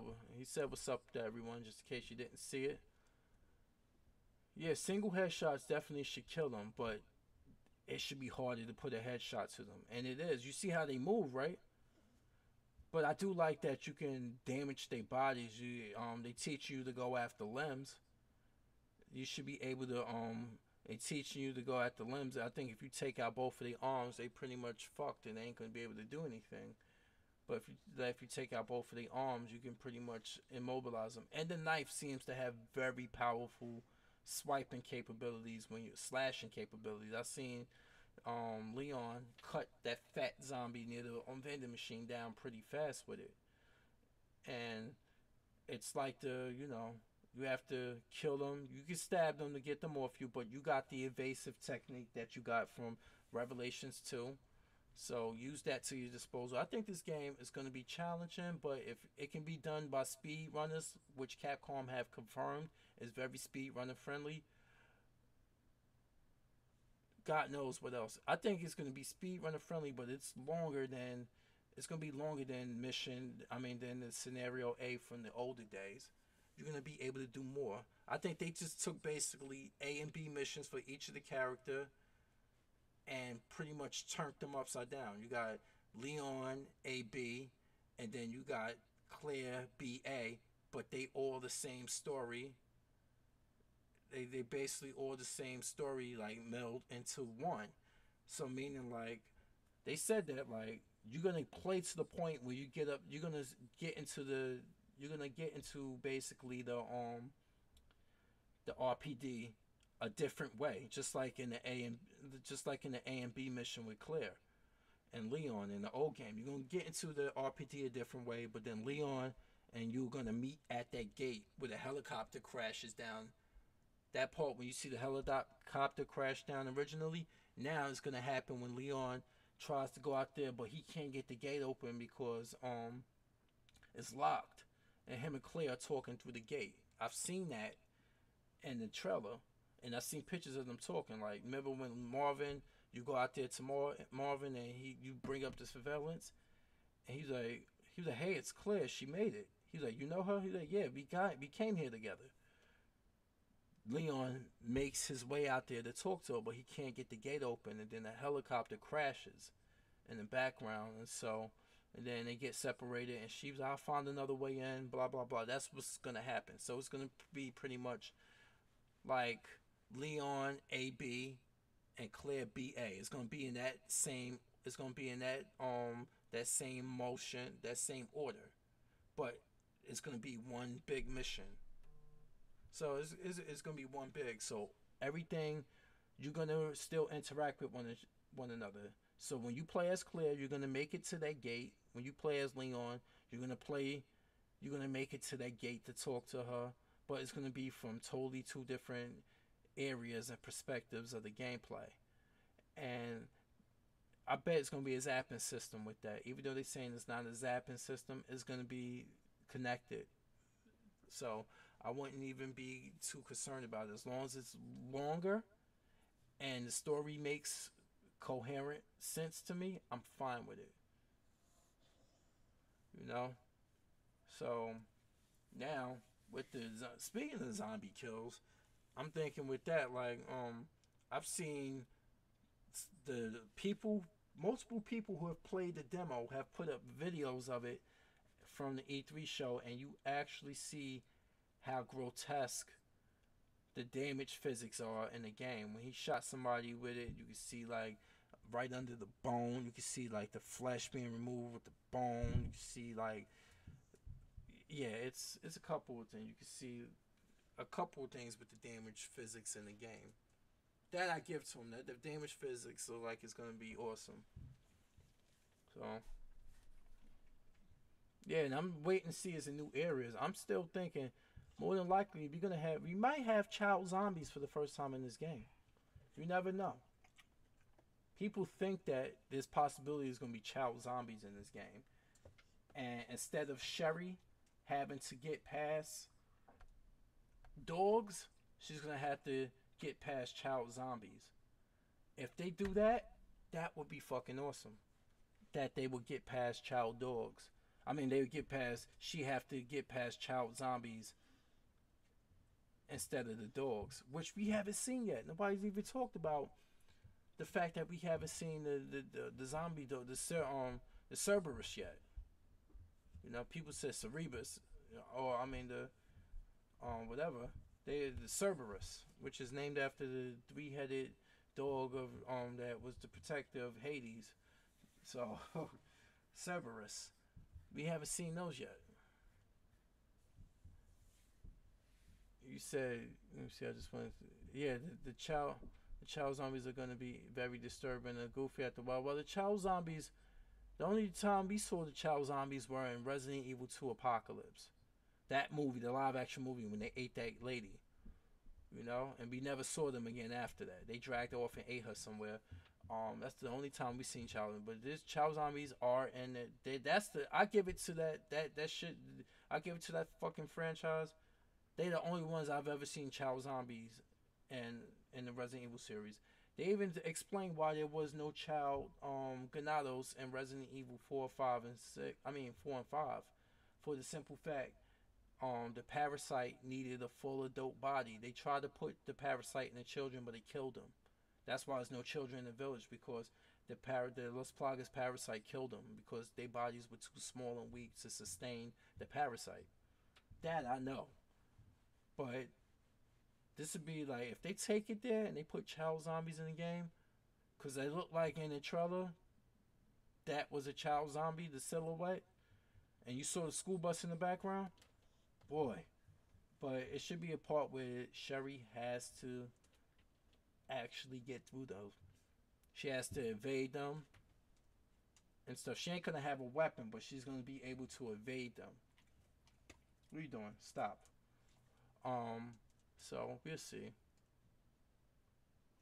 Yeah, well, Walking Dead. Yeah, I mean, as for Resident Evil, I know Walking Dead. One of the first zombies he killed was that little girl. That was one of the first he killed.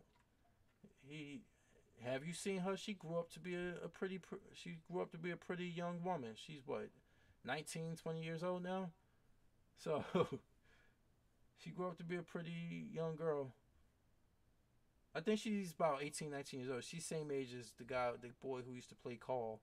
And they killed Carl off for some fucking reason. Now they look like they're gonna kill Rick off too, because Andrew Lincoln's leaving the show. If they kill him off and they don't let him ride off into the sunset, I'd be pissed off. Because I think he expressed that he would like to come back someday if the show's still running. Or maybe they know that season 10 is the last season, so he's just bailing right now. I don't know. Yep, that's what it was about. That's what it was, blind man. That the La Plagas parasite killed children because you have to be a full adult to handle that parasite in you. It immediately just killed them off when they because they too small and too underdeveloped, and they not physically mature yet to hold it. Let's see. Homer killed Grimes. All right. I'm looking through here to see. Yeah, nobody wants it to continue with Daryl. I think Norman Reedus, turned down trying to be. He said this show was without, Norman Reedus, who plays Daryl, was already highly upset at the fact that they killed off Chandler Riggs. You think he was upset? Shouldn't. So was Andrew Lincoln. So I think that's why that prompted Andrew Lincoln to want to leave. Also, the fact that he's been away from his family over in Bath, England, where he's from. So he's been away from his family too long, and his kids at that age, they getting older. He wants to spend time with his children. He's been on the set for like 9 years. So he's been on that show for about 9 years now. So I think it's just time. But it looks like I don't want him to get killed off. He can leave. I just don't want him to get killed off. I just want to know the fucking fact that he can possibly return to that someday, even if he doesn't return. The fact that he went through all this and you're just going to take the struggle away from him. That show is about Rick. They can try to say, no, it's about survival.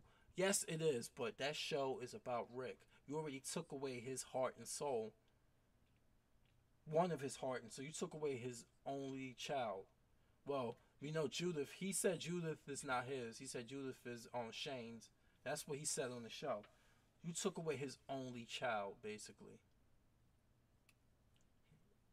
So what's going to happen now with Judith? If Rick is gone, what's going to happen with Judith? She's 9 years old now. 10. By the time this, with the time jump coming with season 9, she's about 10 years old now. What's she going to do without him?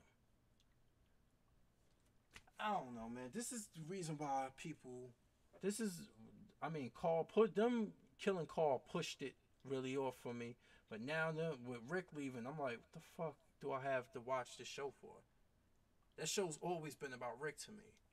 Even though I like this, the supporting cast is very important.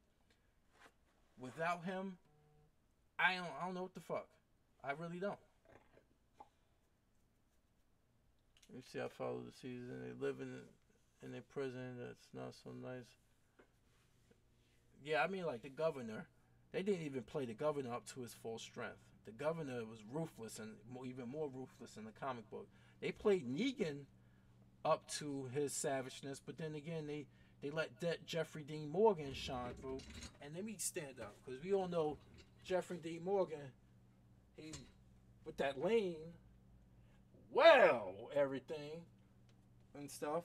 And that totally came out of nowhere. He just did it while he was doing it, and they liked it so much and stuff that it became part of TV Negan, that fucking lean. And he knows that now. Everybody talk about it now on shows, and he laughs about it. He like it was totally improvised. They kind of underplayed him. They said he was. No, he did. He was funny like that in a comic book, and then serious at the same time. But even Jeffrey Dean Morgan, he got cast. He's a regular cast member on the Good Fight, the spinoff for that show, the Good Wife. I think it's the Good Fight now. The spinoff on it. He's cast as a regular, cause he was in the Good Wife, but now he's cast as a regular in this one. So I don't expect to see him much either when it comes to The Walking Dead these days. You're gonna see him every now and then, and then they're gonna have a scene where he escapes from the prison that they keep him in, and then he'll pop up again eventually later on in the series if they need him again. But since they're bringing in the Whisperers, he's a big part of the Whisperers, and without Rick, like, what are they gonna do? Is it gonna be Daryl? Is it gonna be I hear Maggie's leaving too. I don't know if they're killing her off as well, because she got a show coming on Channel 7, Whiskey Cavalier, her and Scott Foley. I'm like, what the fuck is going on here? Now they finding that they can't keep these people. I mean, hell, she even was in Mile 22. So I don't even know what's going on. Like, I think Walking Dead should... You think they can do Walking Dead in 12 episodes instead of 16? Like, Netflix is starting to do that now. They went from doing 13 episodes to 10. Like, Iron Fist Season 2 is going to be 10 episodes, which is good, because I wish they did that with Luke Cage Season 2. It's just too much meandering. I wanted to get straight into the action. Like, even though the Defenders was alright, 8 episodes was solid. Like, you can do, like, that's a solid story pace. And if those you got 8 episodes uninterrupted, no commercials, no advertising, no pauses, no breaks, and you giving me a straight 42 to 55 minute episodes, no commercials ever, I really think that you could tell that story in 8 to 10 episodes instead of 13. Oh, Lauren Cohen says she is returning to The Walking Dead. So she re-signed the contract? She's just going to be in this season less as she continues? Well, TV, and you said, lady, you said TV is boring? Well, yeah, streaming is where it's at. Because streaming gives you, it's paid, you pay for streaming, but if you got the right channels, you don't have to worry about commercials, it's uninterrupted. You don't have to worry about tuning in next week to this episode. Oh shit, I got a meeting I gotta go to, or I gotta go on a date. I gotta come home and watch it on DVR. No, you can just watch it at any time you want. It's worth it, you know. You see, the only commercial you still think about that you like is Expanse. I hear Castle Rock is really good. I want to check that out. Now that Marvel got the rights to Fox and they got a high stake in Hulu, Hulu is going to be able to, they're going to be able to put a lot of the stuff on Hulu, you know. So the Netflix Marvel stuff is going to continue to be on Netflix Marvel, but Moon Knight, stuff like that, like characters like Moon Knight and all that, will probably end up on Hulu. So Marvel's going to be doing a lot, like, look at Cloak and Dagger and The Runaways. Like, you would think this show got better budgets than the Netflix Marvel series. Surprisingly, you know why? Because it cost a lot of money to film in New York City, and the Netflix Marvel series all film in New York City. You know how expensive it is to film in New York? So now the budget gets sacrificed, and these characters don't get to really do what we want them to do. Like, finally, in season 2 trailer, the Iron Fist, it look like it's going to be a lot more action, but it's less episodes, which is fine with me. And you really start to show the mysticism of Kunlun, you know, and get Scott Buck away from any Marvel series. Scott Buck is the worst. Scott Buck will ham-fistedly nerf a character to save money on the budget. Look what he did with the fucking Inhumans. The Inhumans it was whack. He cut off Medusa's hair because they didn't have the budget money to spend on CG creating her hair. So they had it in an angle. Since her hair is her power, they cut it off. So she was walking around. Surrender Swan, nice rack and all, was walking around that whole time with a head shaved. And I'm like, this is Medusa? Really? Like, you took away what made her Medusa. And it was just bad. They spent most of the money CG creating Lockjaw. That's what was the problem. You know? Even keeping up with the Star Wars lore is less time demanding, and that's ridiculous. I mean, people, speaking of Star Wars, people, I don't know how people complain about Rogue One. I actually like Rogue One. So I ain't get it either. But I guess to each his own, right?